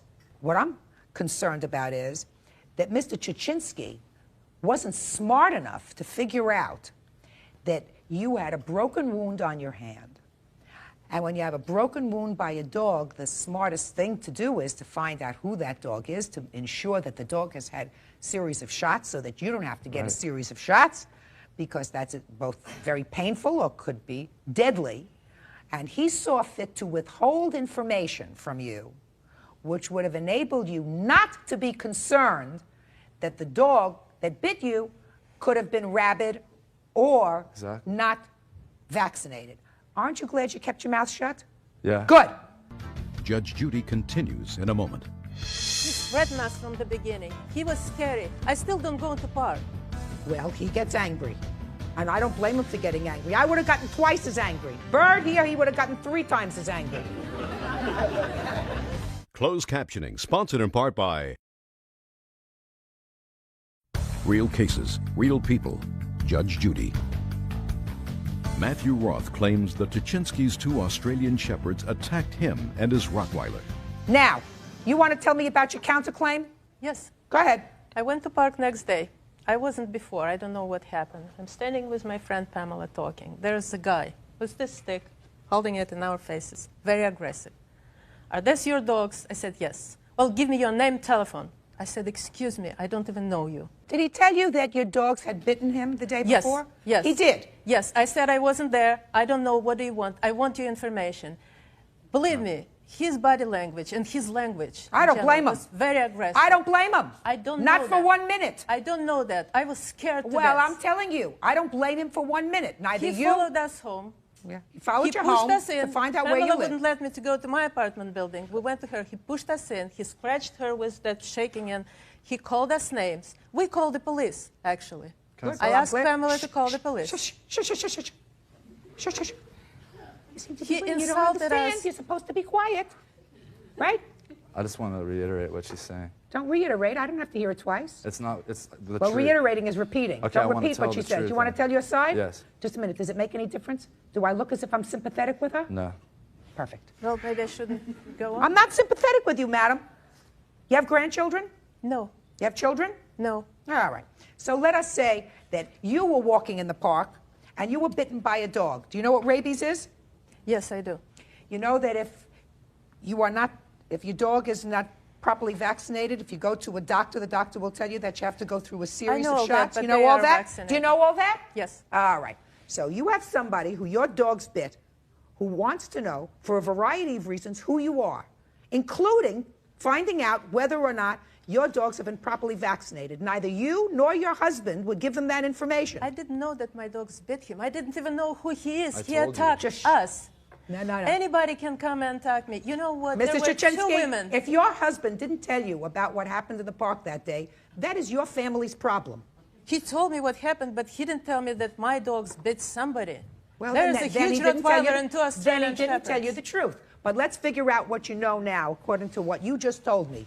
You know that the day before, your husband came back from the park and told you that the dogs were involved in an altercation.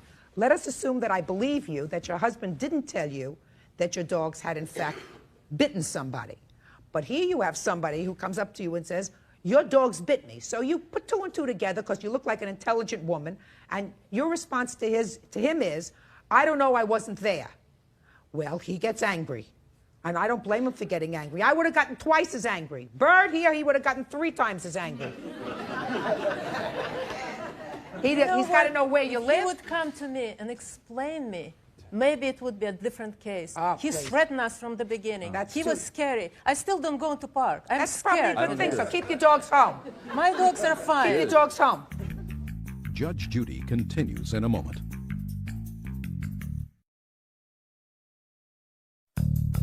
Want justice? Call 1-888-800-JUDY. On the internet, judgejudy.com. Responsibility. If your dogs are off the leash, that is your responsibility. If they attack somebody, that's your responsibility. They're not attack dogs. They attacked him and his dogs, and they bit him. Now, they may have bitten him because he was hitting them to get him off his dog. Yeah. What is he supposed to do? Have you Give him ever a seen timeout? 120 pounds What, just a second, Rottweiler? what is he supposed to do? Give him a timeout? Yeah. Madam, you're being foolish. You're Maybe. being absolutely ludicrous. And if you got scared, that's unfortunate. That's your husband's fault, because your husband that day should have said, this is my name, this is my address. You can either serve me with papers or I'll give you the information on my dogs. That's what he should have done right away. Your husband avoided responsibility. That's going to cost him, because while his medical bills were only $176, he is suing for a lot more than $176. And I am going to give him a lot more, because neither one of you people understand the word responsibility. He was bitten. That's terrifying. And it's not only terrifying, but days went by until he could get your information to find out whether or not your dogs were properly vaccinated. And you got to accept that responsibility. You didn't. I'm not going to tolerate your nonsense. You were scared because he was walking with a stick? Ridiculous. Wasn't walking with a stick the day that his animal and he were attacked in the park, but I certainly would arm myself subsequently if I were walking with my dogs. Judgment in this case is for the plaintiff in the amount of $3,000. That's all. Parties are excused. You may step out. Judge Judy continues in a moment. Judge Judy. All parties on Rivas versus Harris. Step forward, please. 35-year-old homemaker Joyce Rivas claims her neighbors, Cynthia and Lonnie Harris's 2-year-old son, broke a window and a glass coffee table. Order. All rise. Your Honor, this is case number 689 on the calendar in the matter of Rivas versus Harris. Parties have been sworn in, Judge. You may be seated. You two were friends and neighbors, is that right? Yes, ma'am. And you each have children? Yes, ma'am. According to your complaint, Ms. Rivas, on 2 separate occasions, the defendant's children broke items in your house. That is correct. Let's deal with the first situation. You each have 2-year-olds, is that right? That's correct. Yes, ma'am. And you were visiting her home with your 2-year-old? Yes, ma'am. So why don't you tell me what happened? It was in the evening on a Thursday. We were in the kitchen talking, Cindy and I, and we heard this big crash. Ran into the living room. There was her son holding a drinking glass, and he had broken my glass coffee table. Where did he get the drinking glass from? It was sitting on the table. Whose was it? Could have been mine, I don't know. I didn't expect for them to come over, first of all, so, you know, your neighbors, you just kind of pop in. So I was in the kitchen. I didn't even know the glass was in there. And so we heard the crash, ran in there. Brandon was holding the glass, and she asked, is the table broke? Pulled the cover off the table, and it was broke. What do you mean, it was a glass top table? Yes, ma'am. Why weren't the two of you supervising your children, your 2-year-olds? My 2-year-old wasn't in the room. How could you believe that that was her fault? He was the only one in the room. He broke the table. Miss Rivas, I'm going to give you a scenario. The drinking glass that caused the problem. Let us assume for the moment that her son broke it on your table and cut himself. You think that she could have sued you because her son injured himself in your house by someone negligently leaving this glass on the table and permitting a 2-year-old to be unsupervised? Of course. I mean, this is an accident. It's just as much the fault of the person who left the drinking glass there and didn't child-proof the house when children were there playing. I totally agree. If I had known she was coming over, I would have child-proofed my house. She walked into your house, but you were sitting in the kitchen and talking. No, I was standing in the kitchen cooking. She was standing there talking. I asked, where was Brandon? Then all of a sudden, crash. No, now you're making it up as you go along. Now you're making it up as you go along. Come on, Miss Rivas, let's get to the second item that's on your list. Second item involves a time when all of her children were over at your house. You say you have 4 children? Yes, ma'am. That you picked up her 4 children and they were playing at your house. That's correct. Where was she? She was at work. I was babysitting for her. Okay. And what happened? I was in the kitchen fixing, again, the kids something to eat. Walk around the corner. Her son has a toy hammer banging on the window. Her 2-year-old son? Mm-hmm. Yes. Mm-hmm. I said, don't, and when I did, he hit it and the window broke. You don't leave 2-year-olds unsupervised. You don't leave 2-year-olds unsupervised, Miss Rivas. You had assumed the responsibility of babysitting for her children.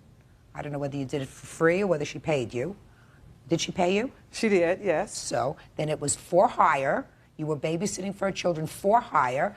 And while you were doing that, you were negligent in permitting the 2-year-old to be unsupervised, and he was injured. As far as the table goes, she was there. He was not under my care. His mother was there. She should have been supervising him.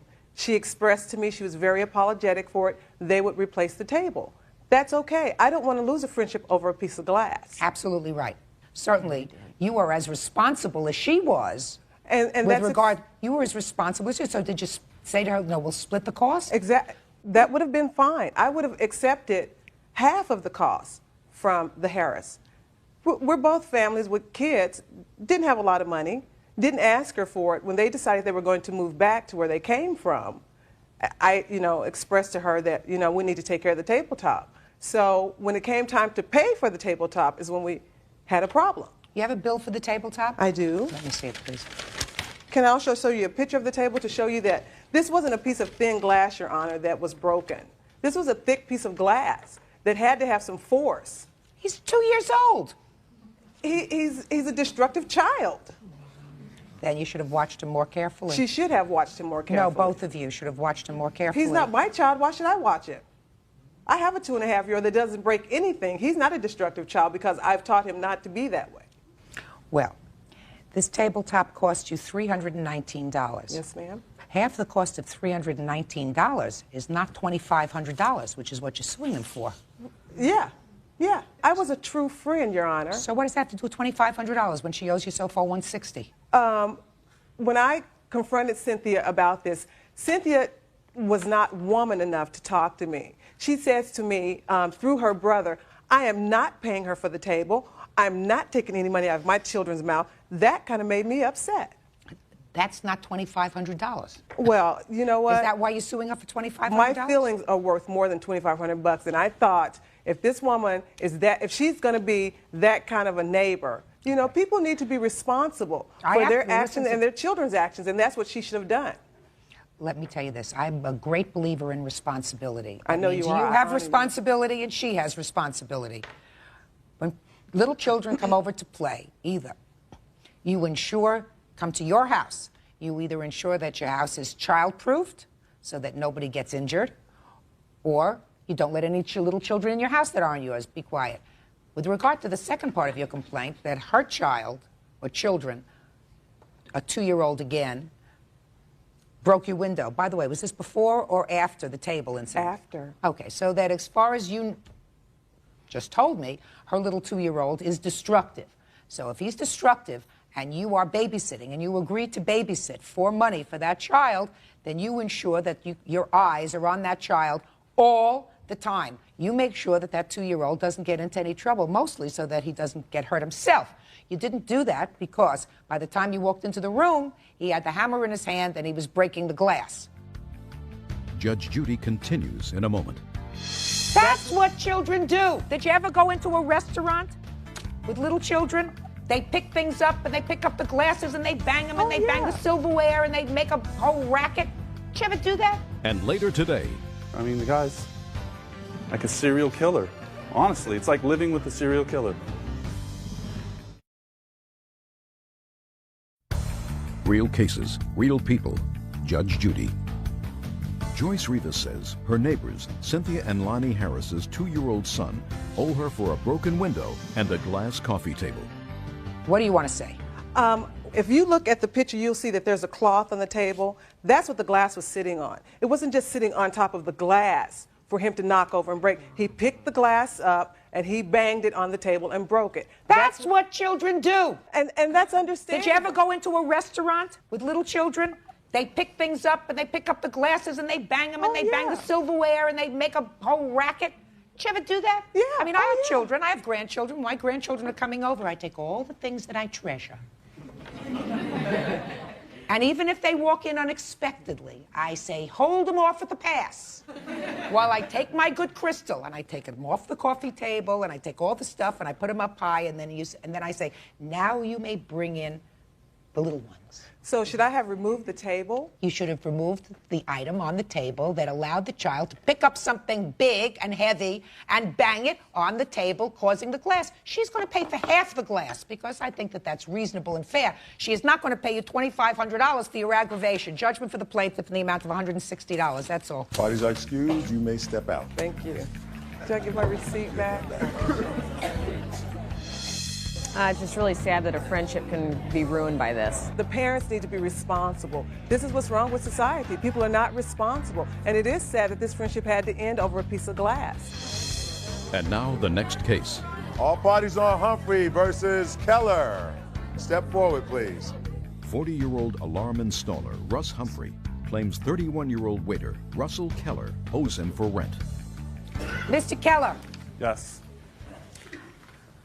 You found the plaintiff who was looking for a roommate. Correct. Through a newspaper ad? Correct. How long did you live with him? Approximately a year.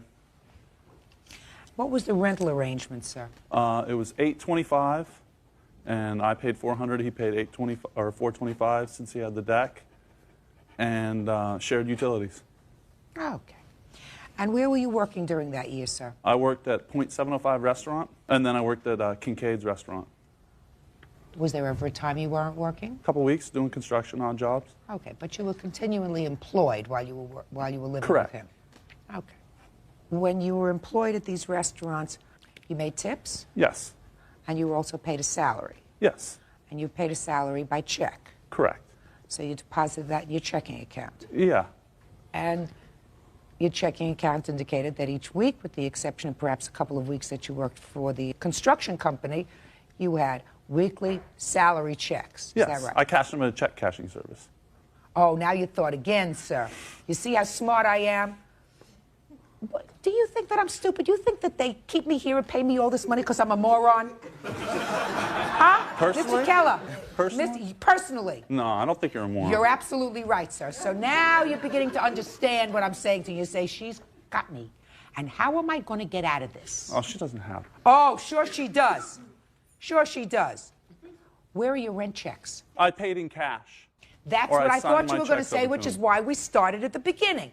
Which is why you said to me you had a checking account and you would take your weekly salary checks and put them in your checking account. That's what you said to me. And then you said, ooh, ooh. Then she's going to say to me, where are my rent checks? So I took him to a check cashing place.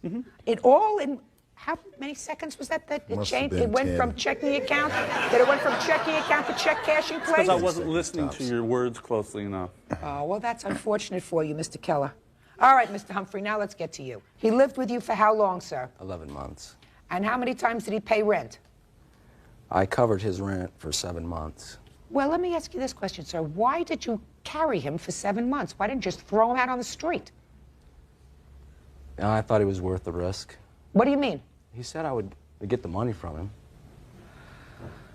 If I can, I have a statement of my last rent payment, which I'd like to submit. Sure.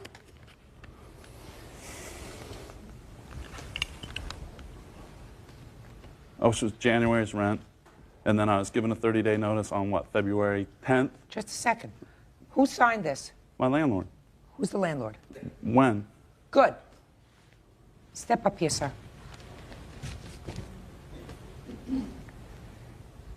You own the property where they reside? Yes. How many times did Mr. Keller come in to pay rent? Usually, Mr. Humphrey sent me a personal check, full amount. So this was the only time that he came and paid himself? The January might be second one, because from December, January. Third or fourth time I paid him. Okay. So you say you paid him 3 or 4 times? Yes. So I assume each time you paid him, he gave you a receipt. Mm-hmm. Where are they? I moved recently, so that's the last one I could find. All the other stuff is buried in my files. I couldn't find it. Judge Judy continues in a moment. Oh, he's a strange bird. There's some stories, there's some depth that goes on when I first moved in there. If you're an intelligent man, then if you're living with somebody that you think is weird, then you pack your bag and you move out. Closed captioning, sponsored in part by Real Cases, Real People, Judge Judy. Russ Humphrey is suing former roommate Russell Keller for rent and utilities. Mr. Humphrey, why in the world would you let this guy stay in your house and cover his rent for 7 months? After a month, maybe 2 months, but then... Well, I asked him to leave in June of '98, but he wouldn't leave. I have proof here that I asked him in June to leave, and he wouldn't. Let me see.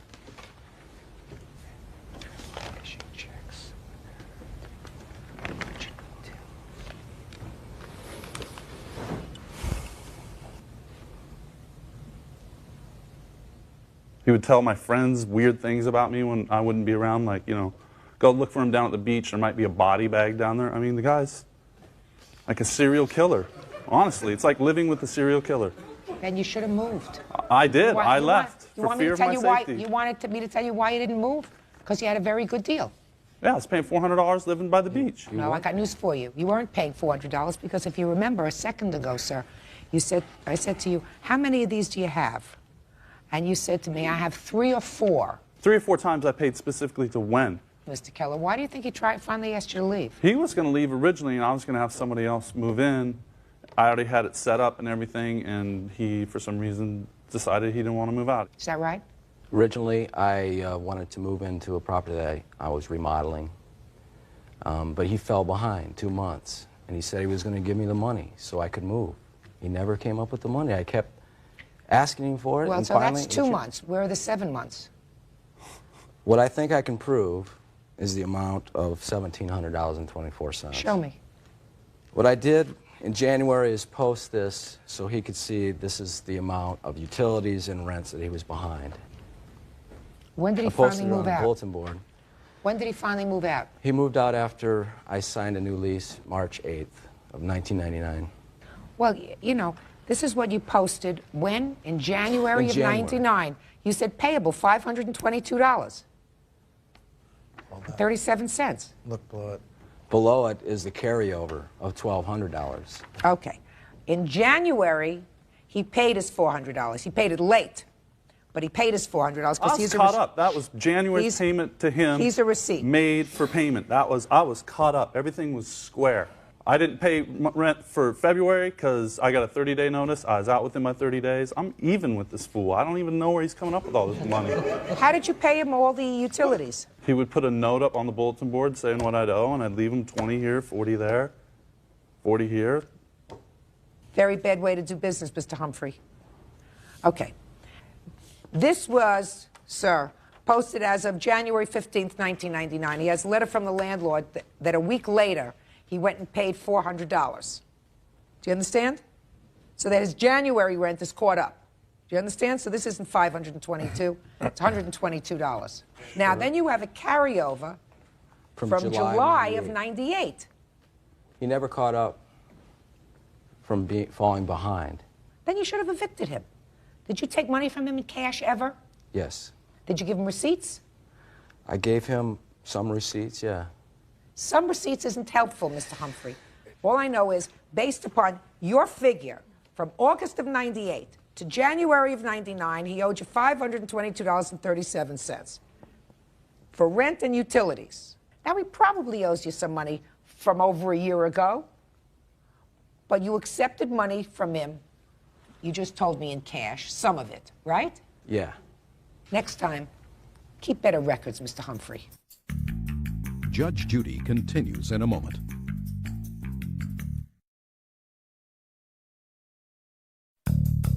Want justice? Call 1-888-800-JUDY. On the internet, judgejudy.com. I want you to take a look at these utility bills, sir.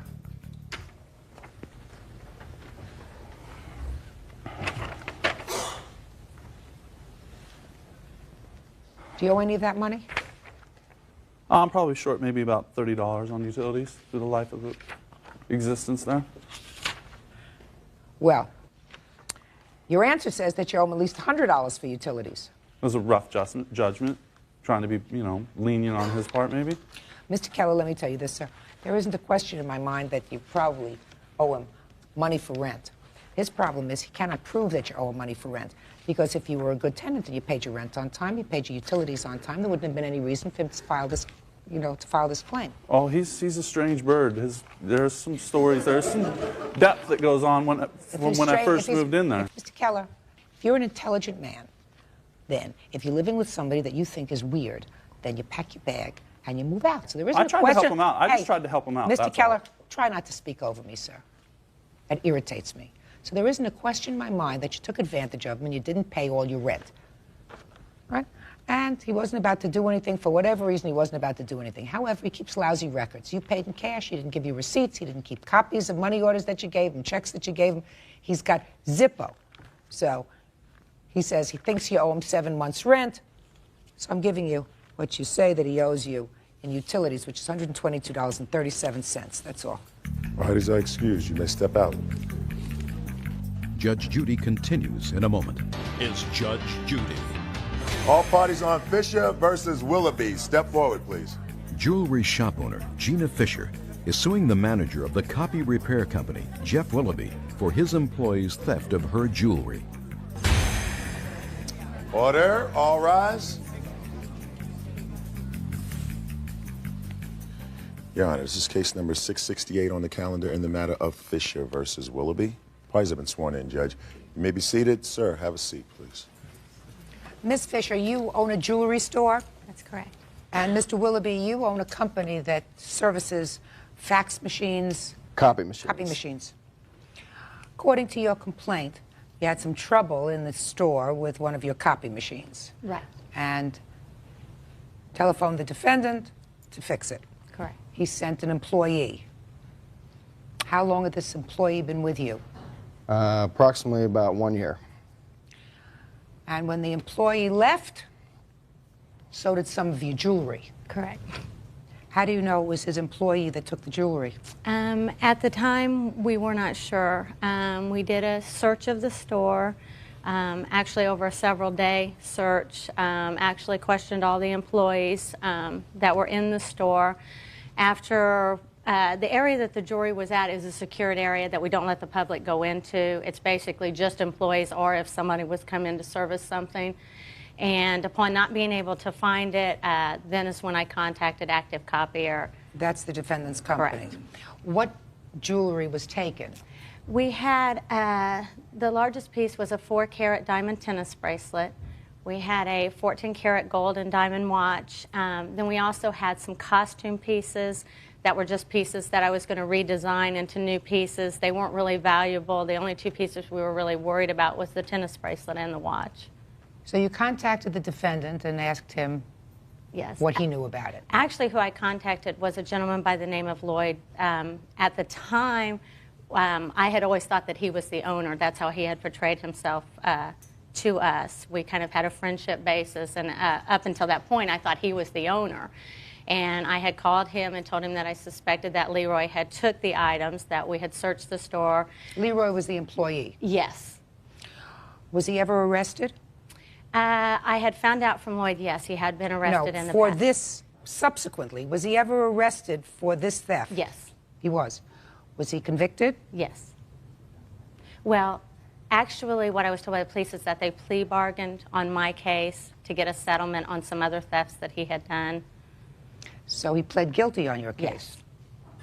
So there is no question that your employee took the jewelry? No.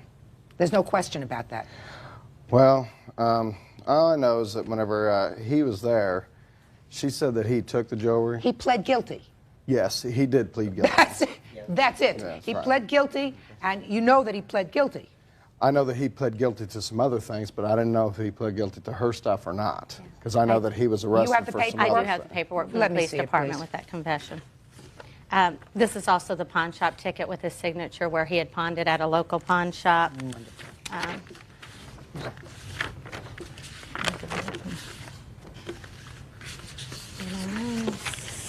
Here. This is the police report on the back. This is the date that it was filed. This is probably what she needs to see, would be the back page.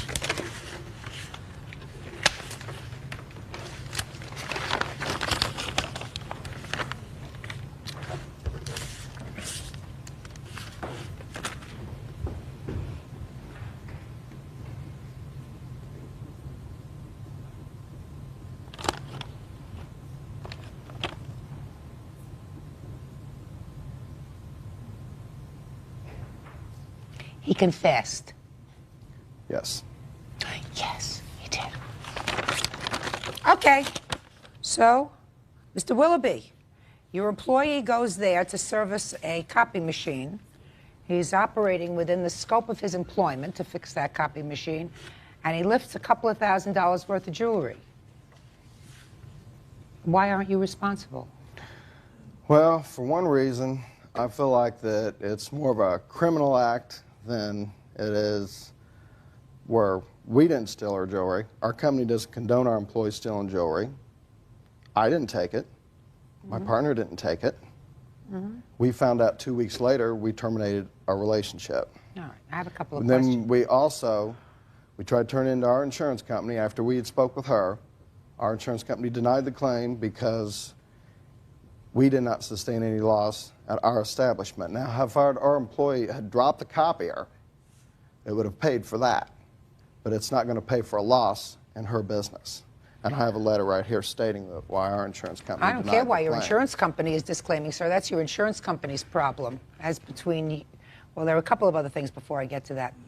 Did you have any prior notice that he had been involved in some thefts, or perhaps had been involved in some thefts? Yes, Yes. around the same time, we sure did. No, not around the same time. Before you sent him out to her jewelry store, did you or did you not have... This all happened within a few days. Listen to me. Let's be very clear on this, Mr. Willoughby. Before you sent him out to her jewelry store, had you received complaints of missing items from other places where you had sent him to service machines? No. Are you telling me that the complaints came in afterwards? Yes, within a day or two afterwards, we had some. I don't know if I believe you, sir. I'm not sure if I believe you. Go ahead. Can I say something? Mr., which is a business partner with him, had told me when I called that they had had numerous complaints. He was not surprised All right, at all Mr. when I Willoughby, made the so call. I'm going to ask you again so that I don't have to verify it. Before you sent him out to her jewelry store, had you had any complaints that were either called into you or written to your company involving items that were stolen from places where Leroy serviced machines? Yes, we did. All right. Always tell when you're not telling me the truth. Why people think that they can come here and lie to me. Judge Judy will continue in a moment. The value of the jewelry was $1,650, which is the wholesale price. Is that right? Yes. Boy, I'd love to get wholesale jewelry at your place. Yeah. And later today, So you knew him for a month and a half and you co-signed a car for him that cost how much? $36,000, Your Honor. You couldn't buy a cheaper car? Well, we were planning a future together. After a month? Yes. That's smart. Real cases, real people. Judge Judy. Jewelry shop owner Gina Fisher claims an employee of Jeff Willoughby's copy repair company stole her jewelry when he fixed her copier. Here we go. This is not a difficult case, Mr. Willoughby. You first had notice that there were complaints by other customers of yours that this employee had been involved in thefts. Knowing that, you sent him to a jewelry store. A jewelry store. And he does it again. Now, on this side, there's an innocent who has no knowledge of your employee. On this side, there's a guilty who had knowledge of the employee's potential prior bad acts. Even if you didn't know about it, you would still be responsible because under the laws of agency, you are responsible for the acts of your agent while he is operating within what we used to call in law school the scope of his employment, which is he was there to fix a copy machine and he lifted property. He hadn't gone in there after hours to go shopping. See, if he had gone in there when he was finished working and he wasn't there to do something for your company, and he just came into the store and lifted the property, you wouldn't be responsible. He is not there as your agent. But if he's operating within the scope of his employment, fixing the machine, you're liable. You are especially liable because you had notice of his prior tendency to lift property that didn't belong to him. What was the value of this property? I do have an amendment. I don't know that if you need that. At the time when we originally filed, we had done it for $1,650, which just was the wholesale replacement that it cost me. However, uncanny as it seems, the copier still does not work, which we got billed for, so I didn't know if we were allowed to add that to it or not. No. Okay. That's not part of your complaint here. So Okay. the value of the jewelry was $1,650, which is the wholesale price. Is that right? Yes. Boy, I'd love to get wholesale jewelry at your place. Yeah. Judgment for the plaintiff in the amount of $1,650. That's Thank all. you. Parties are excused. You may step out. They thought it was a joking matter. And, you know, I got a lot of laughing. I got a lot of, we're not going to be responsible for him, you know, good luck, that type of thing. And, you know, I was kind of appalled with that position that they took. We didn't find it a laughing matter. We were No, we did not. We did not find that a laughing matter. We didn't laugh. I mean, She said that she wanted 3 times the amount of the suit and interest and all that. Now that I laughed about. I thought that was a joke. I mean, you know, I wasn't about to pay her interest and 3 times the amount. I thought this is why we're here. I think businesses should check into the type of employees that they hire. I think she made that very clear. Very happy. He stole things from our company as well, and he's in jail for that. Watch who you hire. And now the next case. All parties on Reeser versus Dunahee. Step forward, please. 23-year-old teacher Dawn Reeser claims she co-signed a Chevy Tahoe truck for former boyfriend, 28-year-old recreational director Jason Dunahee. It was repossessed and sold at a loss. She wants him to pay the difference. Ms. Reeser, according to your complaint, you and the defendant were involved in a relationship. He wanted a car. He couldn't finance the car. You co-signed for the car. The relationship was over. He missed some payments. You repossessed the car, sold it, and you want him to pay the difference. Half of the difference, yes. Okay. How long did you have this relationship before you co-signed this loan? We had known each other since September, and we co-signed on the car November, 15th. So you knew him for a month and a half, and you co-signed a car for him that cost how much? $36,000, Your Honor. That's smart. I know, Your Honor. $36,000. What do you do for a living that you need a $36,000 car? We're both teachers. You couldn't buy a cheaper car? Well, we were planning a future together. After a month? Yes. Yes. That's not too smart either. In hindsight, no. But at the Yeah. time, I trusted in her and believed what she was telling me. as far as our relationship went. Judge Judy will continue in a moment. How long was this car loan? 5 years, 4 years? 6 years. 6 years! Longer than most marriages. Closed captioning, sponsored in part by Real Cases, Real People, Judge Judy. Dawn Reeser wants ex-boyfriend Jason Dunny to pay her for her loss on a Chevy Tahoe truck. What kind of car did you buy for $36,000? It was a Chevy Tahoe. Okay. And how long after you bought the car did you find out that this relationship was going nowhere? About 2 months afterwards. What happened after 2 months? After 2 months, the relationship was going nowhere. Therefore, I needed to resolve the situation of the car. I contacted the defendant and asked him to do several different things. Either one, refinance the car so my name was off the loan, or we could sell the car and then pay the difference. And what did he say? He said that at first he wanted to refinance the vehicle. Then he called back later that evening and said no, he wanted to sell the vehicle. Okay, so now you're not together. Correct. Correct? And who's driving the Chevy Tahoe? The defendant. And you knew that the relationship was now over? At this point, yes. And how long was this car loan? 5 years, 4 years? 6 years. 6 years? Yes. Longer than most marriages. Okay, so you could have sold it. You may have had to take a couple of $1,000 loss. Well, when she proposed selling the Tahoe, I showed her this auto trader that showed comparable vehicles that demonstrated we would have taken approximately a $7,000 to $10,000 car shortfall. But you never went into the dealer and said, I have to return this car. No, not at that time. But I showed her that there was going to be a shortfall, and I also made it known that I did not have the financial reserves to make up any sort of shortfall. The option I did offer to her, finally, was I said, fine, I will assume full responsibility for the full payment if she would just be patient with me until June, when I would be up for a raise and a promotion.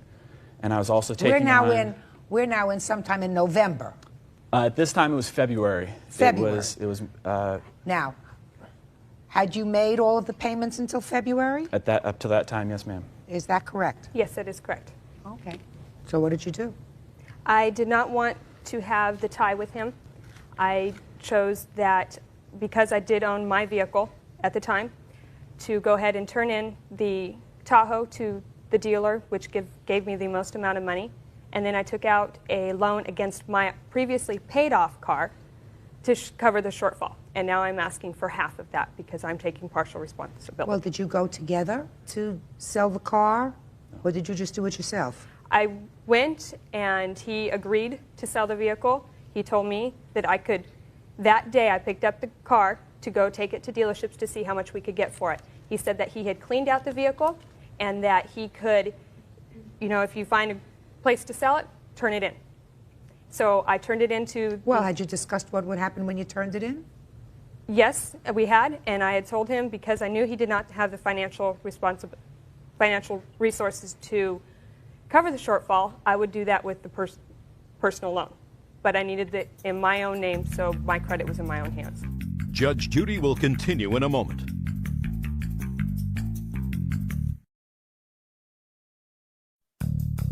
Want justice? Call 1-888-800-JUDY. On the internet, judgejudy.com. So I understand that what you've done was very foolish. But let me clearly explain to you why I'm going to deny your application in this case for half. A, you co-signed on a loan for him. He had the car. If you were to tell me that he had not made payments, that would give you some impetus to say, well, he has breached our agreement to make current payments, and therefore I have no choice but to do this, but to protect myself from a $36,000 debt, right? If I wait 6 months or a year, it could be much more, and my credit is impacted. But he was current in his payments. Then you opted, rather than to wait until June, which is your option, when he would try to renegotiate the loan, to take the vehicle without an agreement with him, either in writing or orally, that if the vehicle is sold, or when the vehicle is sold, he will be responsible for half the shortfall. So you made the choice, probably wisely, that you didn't want to be involved at all anymore. Correct. That's an emotional decision, Ms. Reeser. Okay. And you don't get paid for an emotional decision. You get paid for a contract. The contract either has to be in writing or a contract can be oral under certain conditions. In this case, he was abiding by the terms of your agreement that he would have the car and he would pay for the car. Mm-hmm. And it wasn't, although it was sort of implied, it wasn't conditioned on the two of you being together. Never sat down with him when you went to the dealership and said, listen, I'm going to co-sign this loan, but it's only as long as we are together and we're going to build a life together. You sort of assumed that. That's not what you can bring to court. So I have really no option in this case but to dismiss your lawsuit. Now, you understand that there may be a certain moral obligation that you have to try to cover some of the losses that she incurred.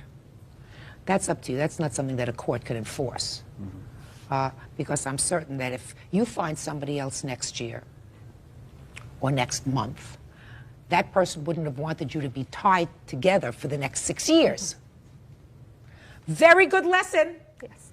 Don't know somebody 6 weeks and sign on for a $36,000 car. No. That's all. Parties are excused. You may step out. Judge Judy will continue in a moment. And on the next Judge Judy. All parties on Galante versus Thorns. Step forward. 43-year-old aerospace mechanic Mark Galante says 29-year-old technical assistant Elizabeth Thorns owes him for rent. She is countersuing for sexual harassment. Order. All rise.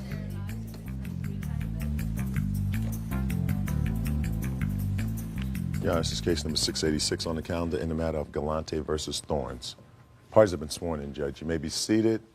Folks, have seats, please. Mr. Galante, the defendant is your tenant. Is that right? Yes, it is. What kind of property is this? It's a home, Your Honor.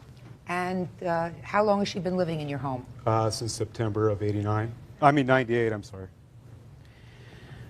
Okay. And according to your complaint, she has failed to pay rent and owes you for utilities. Is that Right, correct? exactly. Even though she's still living there. Right. She is counterclaiming for some nonsense about pain and suffering and potential moving costs. When did she stop paying you rent, sir? In the middle of February, she paid me half of February's rent. February of '98? '99. So how much does she owe you for February? $200. And? Rent for March. She has not paid March. Exactly. So that's another $400. Right. Now what about the utilities? She paid me for September and part of October, and $100 in either January or February. What was the lease agreement? 50% of all the utilities and her long-distance phone calls. Okay. And in total, what does she owe you for the utilities and for her long-distance phone calls? $799 and 97 cents, Your Honor. Okay. And did you begin proceedings to have her evicted? Yes, ma'am. When she paid you, did she pay you by check or cash or money order? By cash. Okay. Did you give her a receipt each time? Yes, I did, Your Honor. Okay. And what about the utilities? When she paid you the utilities, did you give her a receipt? I gave her, yes, I did. Okay. You have any copies of those receipts? Your Honor, when I prepared for this case, my receipt book suddenly turned up missing. It was in a dresser drawer, and the defendant had full run of the house while I was at work because she's unemployed at the time. Okay. Okay. Now, you have proof that you paid him full $400 in February. I have a receipt for $200. I spoke with Mr. Thornton. Can I see all of your receipts, please? Absolutely. Good.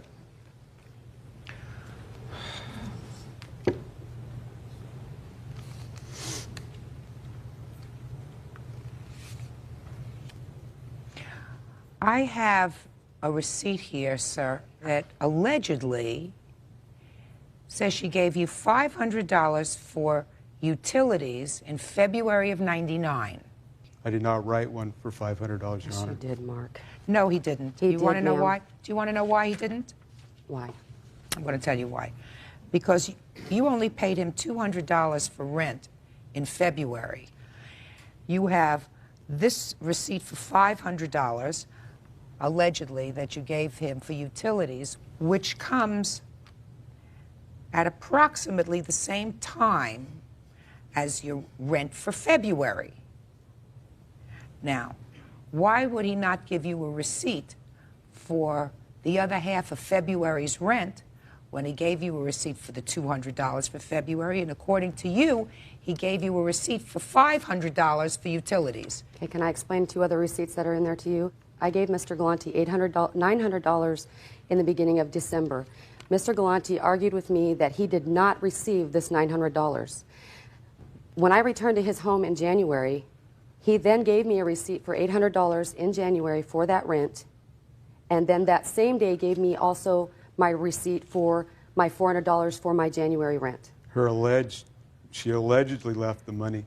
She left me a note. I'd gone down to my mother's house, and when I returned, there was a note on my counter that said that there was $900 on the counter for rent and utilities. I looked all over the counter, through everything in my kitchen.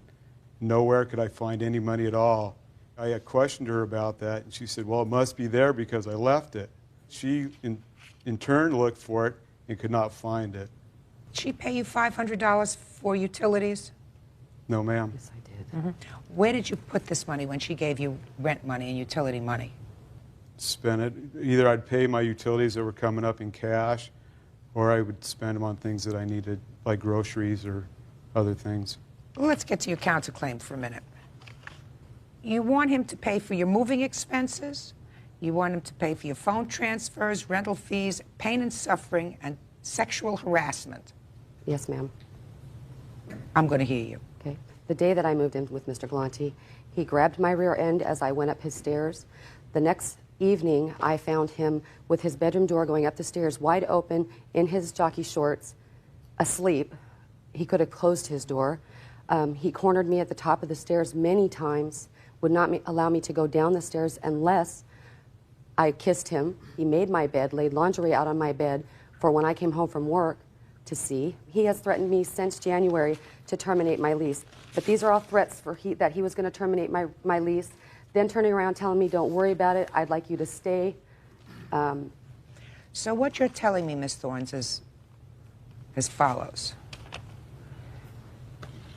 That despite the fact that from day one of you moving into this place, you felt sexually harassed, you continued to live there, and you viewed the letters months later that he was evicting you as threats. And that was despite the fact that all the time that you lived there, you were the victim of sexual harassment. Is that what you're telling me? I am, ma'am, but I wasn't able to move. I had just received a layoff notice. Go to a shelter.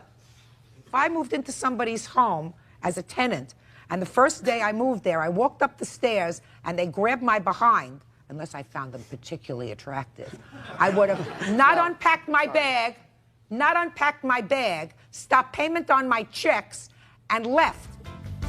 Judge Judy continues in a moment. This man is a stranger to you. You moved into his home, according to you, from day one. You were the victim of his sexual harassment. You stayed. Real cases, real people. Judge Judy. Mark Galante is suing Elizabeth Thorns for rent and utilities. Elizabeth is countersuing for sexual harassment. You know something? I don't believe you. I don't believe that a person who is articulate and appears normal, lives in a situation for September, October, November, December, January, February, and fights eviction, and then turns around and sues somebody for sexual harassment. I didn't fight him for eviction, Your Honor. He told me to stay. He told me to go. He told me to stay. Told me to go. What are you, a puppet? He tells you to go. He tells you to stay. You're being sexually harassed. You pack your bags and you go. When I first moved in there, he told me that he was brought in by security to his supervisor. This was specifically... Listen to me. I'm not interested in your nonsense. His harassment's gone on with other people, Your Honor. I don't care about other people. I care about you. I care about somebody who says to me that the first time she walked up the stairs in the house, somebody physically touched her in a sexual way, and she chose to stay there. I had September. no other choice. Baloney. Baloney. Baloney. No other and I want to choice. tell you what else is baloney. Baloney is this $500 receipt for utilities because on the 13th of February, he writes you a letter, and he says in the letter, the reason he's terminating your lease is because you are delinquent in rent and because you owe $550 for utilities. Okay, I don't. And Just a I second. do not. $550 for utilities, November 98 to February 99. And what you're telling me I have is after proof you that got I've this, overpaid him. after you got this threatening letter, that you paid him $500 for utilities, but you have no receipt for February, the remainder of February's rent or March rent. I don't believe didn't pay it. him February rent or March rent because I left his home in December. I paid rent for December. I paid all the utilities for December. Mr. Galante told me, don't worry about March. You paid for December. You weren't here. Okay. My rationale is very simple. When you have rent receipts for every other month, but the months that are covered by his complaint, which are $600, $200 for February and $400 for March, I find that you did not pay that rent. I also find, based upon the evidence that was presented here, by way of receipts which I've examined and the letters which you have provided, that you owe him $799 for utilities. That's $1,490. Now I'm going to address your counterclaim. Any normal person, if they feel as if they are the victim of sexual harassment, who is not bound by marriage, children, family, and if they feel as if they are in an abusive relationship but have absolutely no other way out, I can understand, rationalize them staying in a home. Your situation is entirely different. This man is a stranger to you. You moved into his home, according to you, from day one. You were the victim of his sexual harassment. I was. You stayed. And there was no reason for you to stay there. Women have a choice. You have a choice. And I gave you what your choice was. My 7-year-old son and stay in a shelter? I don't think so. Absolutely. Let your 7-year-old son go with his father, go with your family. And if you don't have family, if you're telling me, madam, that not only don't you have parents, brothers, sisters, cousins, aunts, uncles that you could come to and say, I need a place to stay for a week because I made a big mistake, I don't believe you. Your counterclaim is dismissed. Judgment for the plaintiff in the amount of $1,490. Parties are excused. You may step out. I had nowhere else to go, and I would not put my son in a situation of danger of a shelter. This We man live is in an Seattle, Washington. Animal. I have a statement from her stating that she would not file anything. And again, she's gone against her word. It's going to go further. This man is a nut. Yeah. And women You're should be welcome. afraid of him. And now the next case. All parties on Ratslip versus Sims. Step forward, please. 81-year-old Elmer Ratzlaff is suing his late son's girlfriend, 54-year-old Niona Sims, for a credit card, eviction, and funeral costs. Mr. Ratzlaff. Yes. According to your complaint, sir, the defendant was your son's live-in girlfriend for 10 years. That's right, Your Honor. Your son passed away in August of last year, of 1998. Yes, Is Your that Honor. right? And at the time that he passed away, your son and the defendant were living in a small home that you owned. Yes, that's right, Your Honor. Your lawsuit is for three things. First thing is you moved to evict her shortly after your son's death. Is that right? Yes, So you want the legal fees that were incurred. yes, You also say that she should have been responsible for the funeral expenses for your son, yes, Your Honor.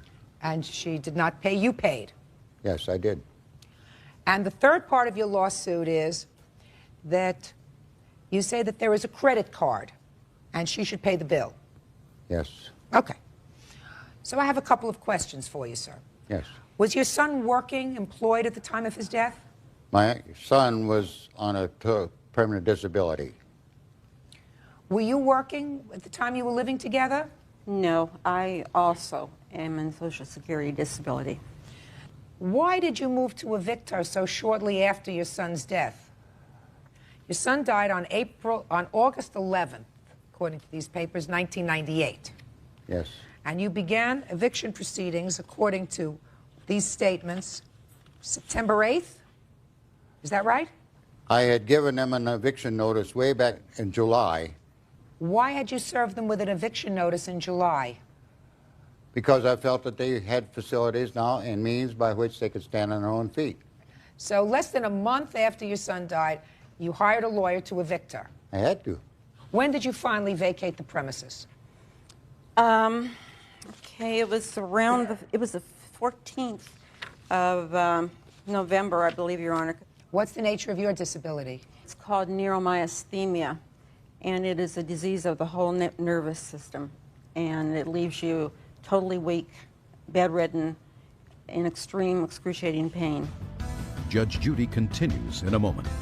As between you and her family, seems to me, it was your responsibility to bury your son. Closed captioning, sponsored in part by Real Cases, Real People, Judge Judy.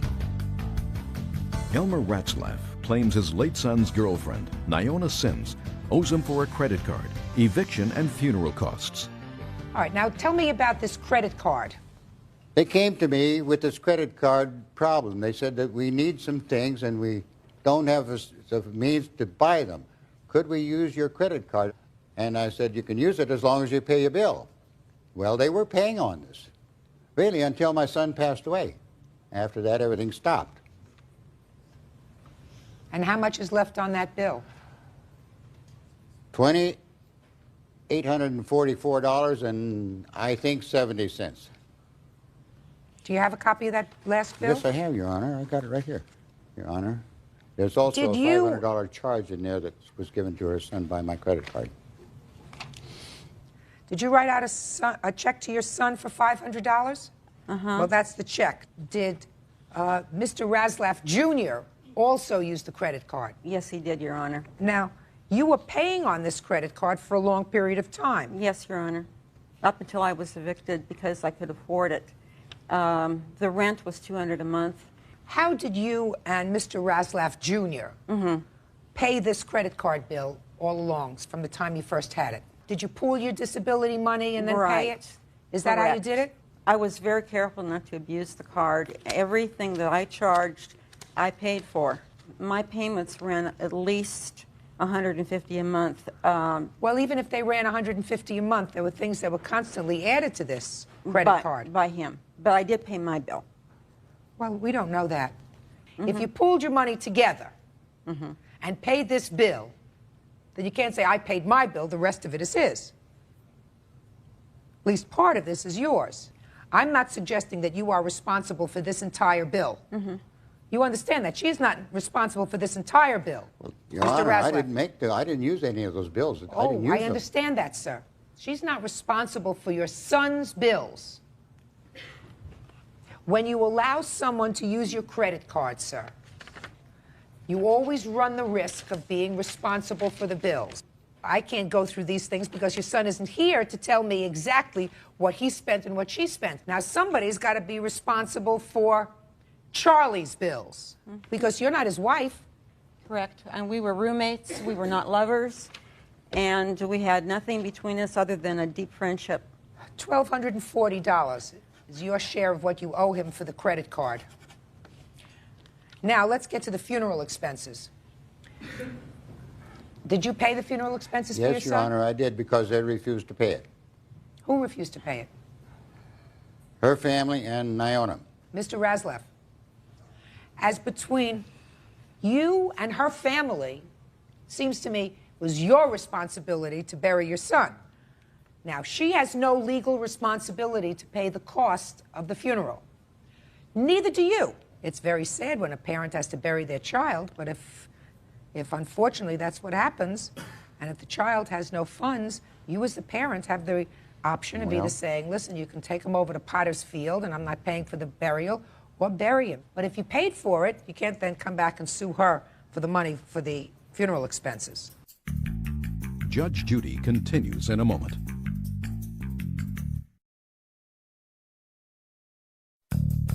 Want justice? Call 1-888-800-JUDY. On the internet, judgejudy.com. Okay, Mr. Ratzlaff, this is not a very difficult case, sir. What did your son die from? They finally called it hypertensive cardiac disease, and that's what they put on a death certificate. Had he been ill or was this sudden? The day before he died, he was working in the yard or doing something. He seemed all right to me. That morning, he was gone. So this is a sad thing. And right now, this lady is not in your life anymore, although she doesn't seem like a bad lady to me, quite frankly, sir. I don't hate her. I certainly think that she has a responsibility to pay for half of that credit card. Do you understand? I don't think she has an obligation to pay for your son's funeral. And quite frankly, Mr. Razleff, I am not awarding you anything for the counsel fees that you paid to have her evicted, because my sense is that she would have been out of that place within a reasonable period of time after your son's death had you just given her a little time and told her to leave. She is going to pay what I believe is a reasonable portion of the credit card bill that she and your son amassed during the time that he was alive. So I am awarding you $1,240. Thank you, that's all. Parties are excused. You may step out. Judge Judy continues in a moment. And on the next Judge Judy is Judge Judy. All parties on Schuler versus Schuler. Step forward, please. 28-year-old administrative assistant Julie Schuler is suing her estranged husband, 32-year-old Dana Schuler, and his mother, Dorothy Schuler, for her belongings after she moved out. Dorothy claims Julie owes her money. Order. All rise.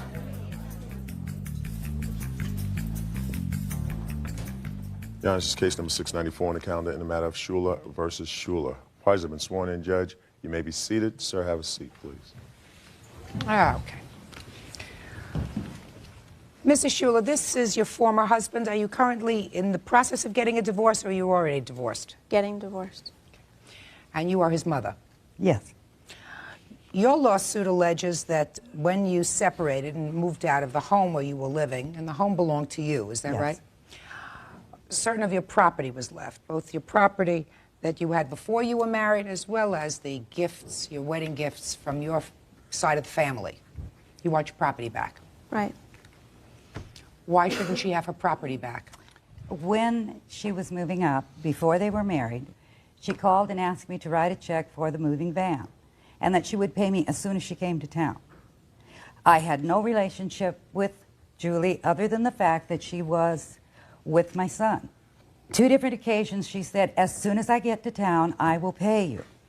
I have never been paid for it. Here is the copy of my canceled check where I paid it. I have repeatedly asked her to pay it, and she has repeatedly neglected to do so.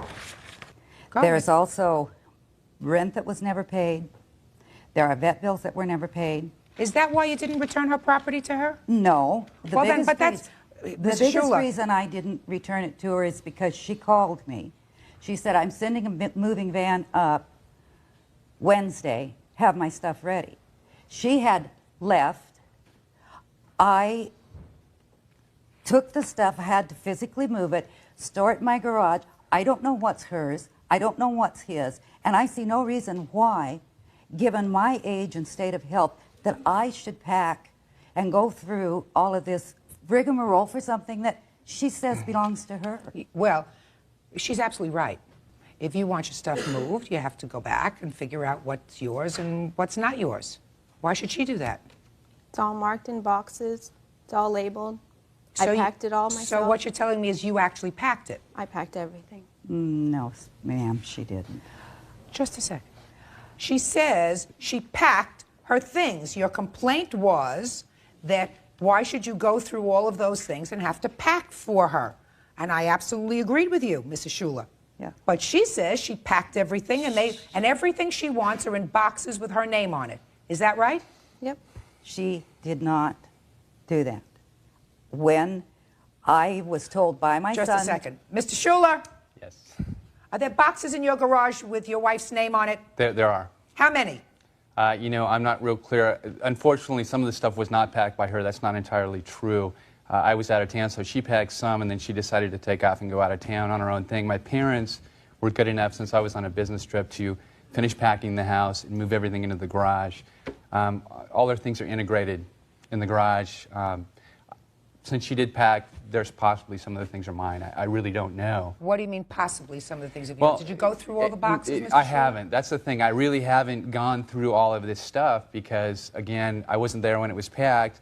I've gone down a few times and gone through some things to try and find some of my own belongings. And yeah, I do see boxes that just say just Julie, but does that mean that it's all hers? I don't necessarily agree with that. Some were wedding presents to both of us. I mean, it's really, we would need to sit down, the two of us, and go through all this. I absolutely agree with you. Do you understand? Yes. What you have to do is you have to make a trip there, sit down with your husband, not your mother-in-law, and go through the things and see if you can resolve what's yours and what's his. Right. That sounds pretty simple. Right.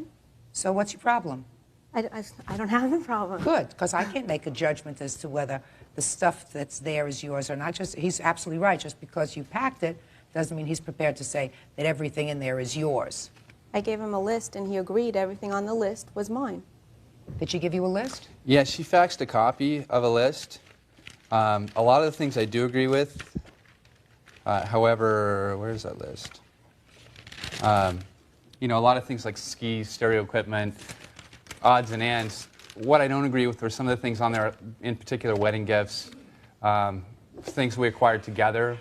Now, wedding gifts. Let's talk about this reasonably.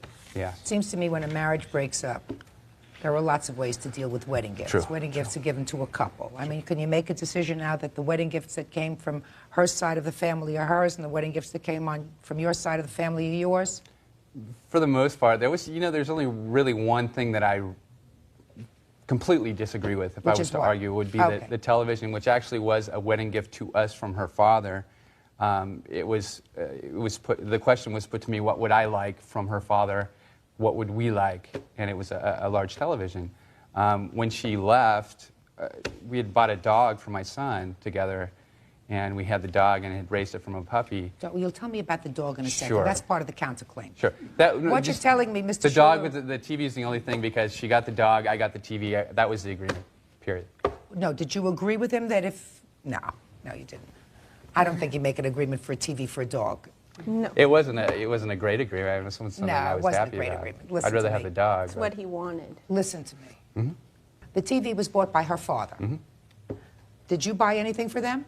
I bought, well, I should say, my husband and I bought a lot of groceries to get them started. Things. I'm not talking about groceries. They ate the groceries. Things. I bought some electrical kitchen appliances. Well, those things that if you bought them, your son's going to keep. Yeah, that's between them. I don't want any part of that. Fine. Mr. Schuler, her father bought the TV. Buy another TV. Fine. Good. Judge Judy continues in a moment. I don't know how you get along with the other in-laws, but clearly this is not, Wonderfully. well, this is not a good thing. This is not a no. good thing, and I have a It sense that your started son is out right in the good. middle, and he's very embarrassed by the whole thing. Real cases, real people. Judge Judy. Julie Schuler is suing her estranged husband, Dana Schuler, and his mother, Dorothy Schuler, for her belongings. All right, now let's get to this cross-complaint. How long were you together after you moved up from where you had been living? 6 months. Okay. Did you call Mrs. Schuler and ask her to borrow money for a van? Yes. Did you pay it back? I gave her some money for it, yes. How much did you give her? $150. Did you give her $150 in check or cash? I believe it was in cash. Okay. Did she give you any money towards that amount? No, ma'am. When did you give it to her? After I got a job when I moved up there. Okay. What else do you claim she owes you for? Because the countersuit is yours. Okay. There is $4,800 in back rent due. Let's hear about the back rent. She lived there for how many months? Okay, she moved in March. My son was already living there. Already living in the house? Yes, I had How rented long it had he to lived him. in the house? He rented it in January. And what was the rent he was paying? $800 a month. Mr. Schuler, is that correct? That's correct. And you claim that he was paying you the $800 a month? Not at that time, no. He had been injured on the job and wasn't So working. he wasn't paying you rent? Not at that Pay time. attention, Mrs. Schuler. Now, she moved up there. Yes. She had to borrow the money to move there, you say, from you, which she agrees. She borrowed $650 from you. On the day that she moved in, or before, did you have an agreement with her about paying rent? I would The say answer it was is either about yes or no. a week later. What happened a week later? I said the rent is $800 a month, and the two of you are going to have to pay the rent because I can't afford to support you. Okay, and what did she say to you? She said, fine. That's not a contract. That's not a contract. The contract is you have a lease. Your lease is 6 months. Your lease is month to month. You're each responsible for half the rent. You pay $400. He pays $400. What I'm getting is she moved up there to live with your son. Your son was living in your home. He wasn't paying rent. She comes up there, and you were at some point became annoyed that the rent wasn't being paid. You had a discussion with her. But you didn't enter into a rental agreement with her. And in addition to that, how many months did she live there? Too many. How many months did she live there, Mrs. Schuler? About 6 months, yeah. 6 months. At $800 a month, you claim that she owes you the full rent, $4,800. That's what your countersuit says. Okay. Even if I believed you that you had a rental agreement with her, which I don't, why would you want to charge her for all the rent? I don't. Well, that's what you say here, ma'am. I'm looking at your counterclaim. You say $4,800 in back rent. Yes, of which half would be hers. That's not what you say here.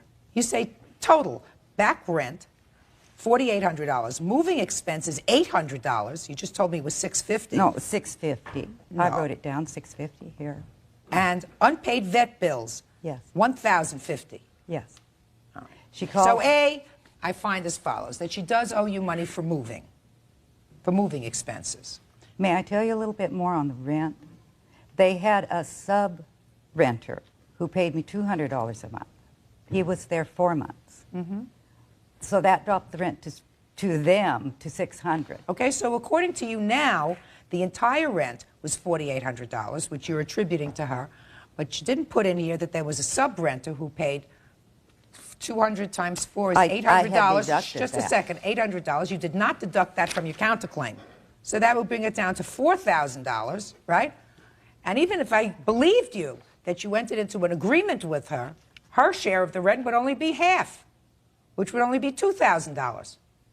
So I'm having some problems with you, Mrs. Schuler. I just think that you are interjecting yourself into whatever's going on here, and you probably shouldn't. Now let's talk about the vet bills.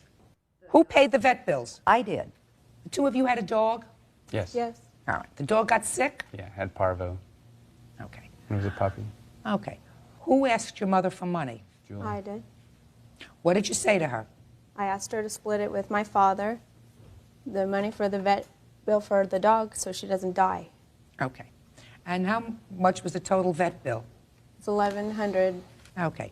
Show me proof that you gave her, you say $1,050 for the vet bills. She had those receipts. I didn't, ma'am. Are you her father? Yes. Step up here, sir. Did you pay for any part of these vet bills for the dog? Yes, I did. How much did you pay? Julie has the figures here. I think it was about $600 or $700 all told. They were in Southern California. I'm in Northern California, which is why I don't have any records. I paid for the The dog. records you keep with you. The records travel. Now, how do you know how much she paid? The Visa is his, the MasterCard is hers, the check is mine, and the cash was ours together. How much was the MasterCard? I see Visa, Visa, Visa, Visa. You don't have the Visa, is that right? Oh. Most of this stuff is paid by Visa, madam. All I could do was go back by the numbers and know whether it was mine or not. I won't argue with her. Well, It's I not will worth tell you it. right now, the only MasterCard payment is $228.79, not $1,000. How many children do you have, Mrs. Schuler? 5. Any of them married? All 5. Okay.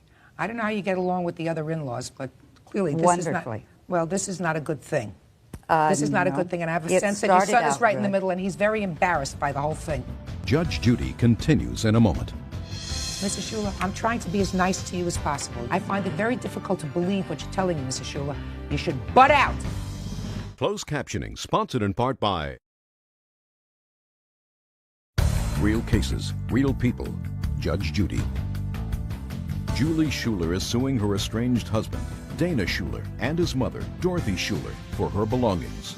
So far, I find that she owes you $500 for the moving expenses and $228.79 from the vet bills. And there was also $1,000 charged to a credit card for an engine put in a vehicle during the time they were married.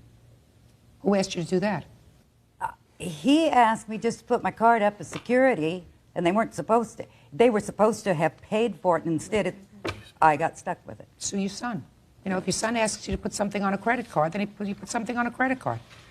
And she did agree to pay the rent. Mrs. Schuler, I'm trying to be as nice to you as possible. You filed a paper before me in which you say she owed you $4,800 in back rent. That's what you signed. That's what you swore to. Quiet and listen. $4,800 is the entire rent for the property for 6 months. Your son lived there. Not only did your son live there, but you had another renter that was living there that was giving you money, $200. I find it very difficult to believe what you're telling me, Mrs. Schuler. You should butt out and let them resolve their differences without you. Now, you're going to get your property back. You're going to have to make a trip. I strongly urge you not to be there when she comes up to separate whatever property there is. So I think that that's a very good idea. I have a sense, Mrs. Schuler, that the plaintiff and your son would be able to resolve this almost amicably and without a lot of stress if you weren't there. All right, on your counterclaim, I'm awarding you $1,028. You're going to get all of your property back. All right? Now, why don't you sit down? Why don't you sit down? I am calling the next case. Would you call that case, please? Judge, this is case number 701 on the calendar in the matter of Noosa versus Schuler. Mr. Noosa, according to your complaint, you loaned the defendant money. Yes. Prior to the marriage. Yes. What was the money for? I initially loaned the defendant $3,500 as a retainer for a lawyer to get custody and visitation for his son, which he didn't have at the time. Okay, so you asked him for money. I did not ask him for money. How did that happen?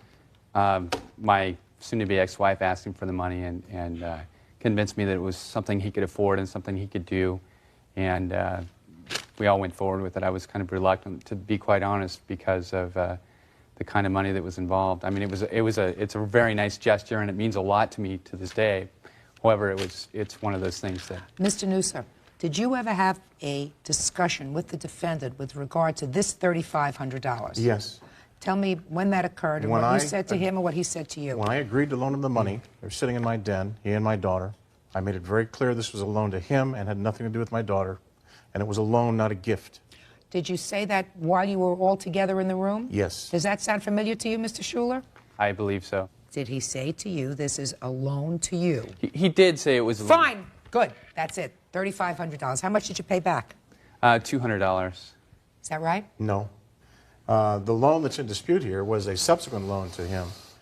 He came to me alone on January 23rd and said he had found a house because the custody order he got required a separate bedroom for his son, Alec. They found this house in Woodland Hills, and they didn't have the first and last month's rent. I once again explained to him this was a loan, not a gift. He agreed to that, and I wrote him a check on that date for $3,000. Since the initial loan was made on September 24th, I have received one payment in the form of a check for $175 in December from his mother. And this is the check for the loan that's in dispute. Yes, sir, I'll hear you on this. That was something, again, that Julie had asked on our behalf to be borrowed, and what Bill said to me when he gave the check over was, I am loaning this to you, not my daughter. I totally disagree with that. Just a second. Completely. Did he tell you that? He told me that, and I never agreed to it, and I don't agree with it still. No, you did agree to it, Mr. Schuler. You did agree to it, sir, because if he says to you, I'm loaning this money directly to you, not your daughter, then you agree to it, Mr. Schuler, because if that's what it means, I agree. Because you took the check. Okay. Now, if you said, I don't agree with that it's for both of us, I just don't think I responded. I think I just took the check. Then you, by your action, sir, you created a contract. Okay. Judge Judy will continue in a moment.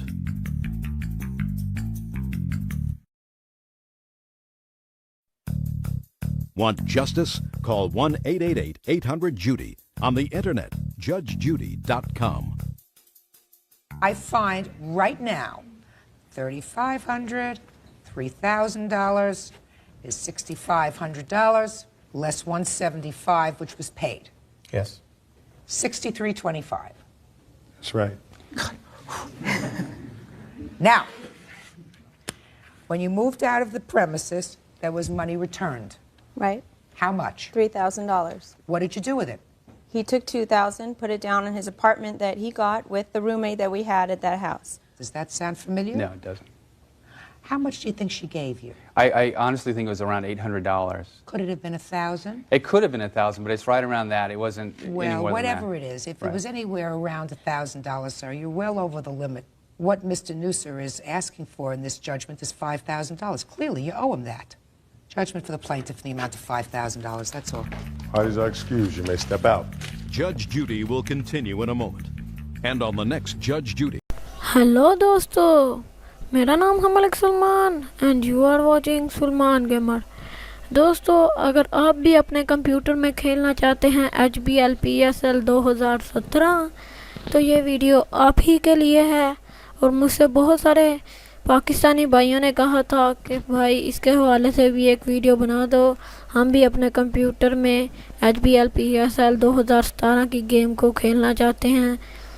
मैंने ये इसे बहुत ज़्यादा compress करके मैंने इस game को बनवाया है। इस हो सके तो इस वीडियो को 50 लाइक तो बनते हैं भाई। मैं आपके लिए इतना काम आया तो आप मेरे भी काम आए, 50 लाइक तो बनते हैं। आपको जो भी गेम का हाईली कंप्रेस वर्जन चाहिए उसका आप डिस्क्रिप्शन में उसका नाम लिख दें, मैं उसका हाईली कंप्रेस का वर्जन लाजमी लाऊंगा। जैसा मर्जी हो सके मैं उस गेम का हाईली कंप्रेस वर्जन लाजमी लाऊंगा। चलिए आज की वीडियो शुरू करते हैं। चलिए चलते हैं अपने कंप्यूटर के जानिब और वहां से आपसे अगली बात करते हैं। दोस्तों, अब हम आ चुके हैं अपने डेस्कटॉप के ऊपर और मैं आपको से एक रिक्वेस्ट करना चाहता हूँ, प्लीज़ मेरे चैनल को जिन भाइयों ने अभी तक सब्सक्राइब नहीं किया तो इस लाल कलर के बटन के ऊपर क्लिक करके सब्सक्राइब कर लें। ये आपकी वीडियो के नीचे भी दिया हुआ है, इसके ऊपर लाजमी क्लिक करके मेरे चैनल को सब्सक्राइब कर लें क्योंकि मैं डेली इसी तरह की गेमिंग के रिलेटेड वीडियोस लाता रहता हूँ। प्लीज़ सब्सक्राइब करना तो मत ही भूलिएगा दोस्तों। चलिए आज की वीडियो शुरू करते हैं और आपको बताते हैं कि आपने गेम को डाउनलोड कैसे करना है। सबसे पहले आपने किसी भी ब्राउज़र में जाना है sulmangamer.blogspot.com, यह आपने टाइप कर लेना है। यहाँ सिंपली इसका लिंक मैंने आपको डिस्क्रिप्शन में दे दिया हुआ है, आप सिंपली उस पर जाएँ। आपने इसको ये नीचे आपको गेम बनी नज़र आ रही होगी। अभी मैं 2-3 दिन पोस्टें अपलोड करूँगा तो ये गेम आपको नहीं मिलेगी। फिर आपको ना मिले गेम तो आपने सिंपली यहाँ पे टाइप कर देना है HBL PSL 2017। ये आपने टाइप करके सर्च पर क्लिक करना है, ये गेम आ जाएगी। इसके ऊपर आपने क्लिक कर लेना है। दोस्तों, आने वाले दिनों में मैं आपके लिए PSL 2018 का भी गेम का वर्जन लेके आने वाला हूँ। मैंने उसके ऊपर काम शुरू कर दिया है, थोड़े दिन तक मैं वो भी अपनी वीडियोस अपलोड करूँगा। उसके हवाले से भी आप उसे कैसे डाउनलोड और इंस्टॉल कर सकते हैं। तो सब्सक्राइब करने के बगैर आप मेरी नोटिफिकेशन को हासिल नहीं कर सकते, तो सब्सक्राइब तो लाजमी कीजिएगा दोस्तों। आपने स्क्रॉल डाउन करना है और नीचे आपको एक डाउनलोडिंग का बटन बना नज़र आएगा। आपने सिंपली इस डाउनलोड के बटन के ऊपर क्लिक करना है। जैसे ही आप डाउनलोड के बटन के ऊपर क्लिक करेंगे,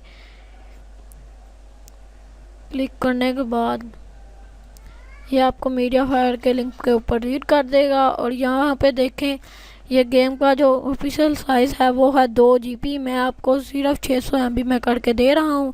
ये बहुत ही ज़्यादा हाईली कंप्रेस गेम है।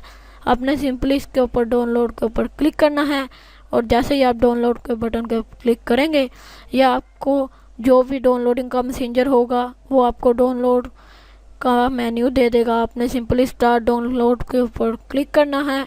मैंने सिंपली से डाउनलोड और इंस्टॉल किया हुआ है।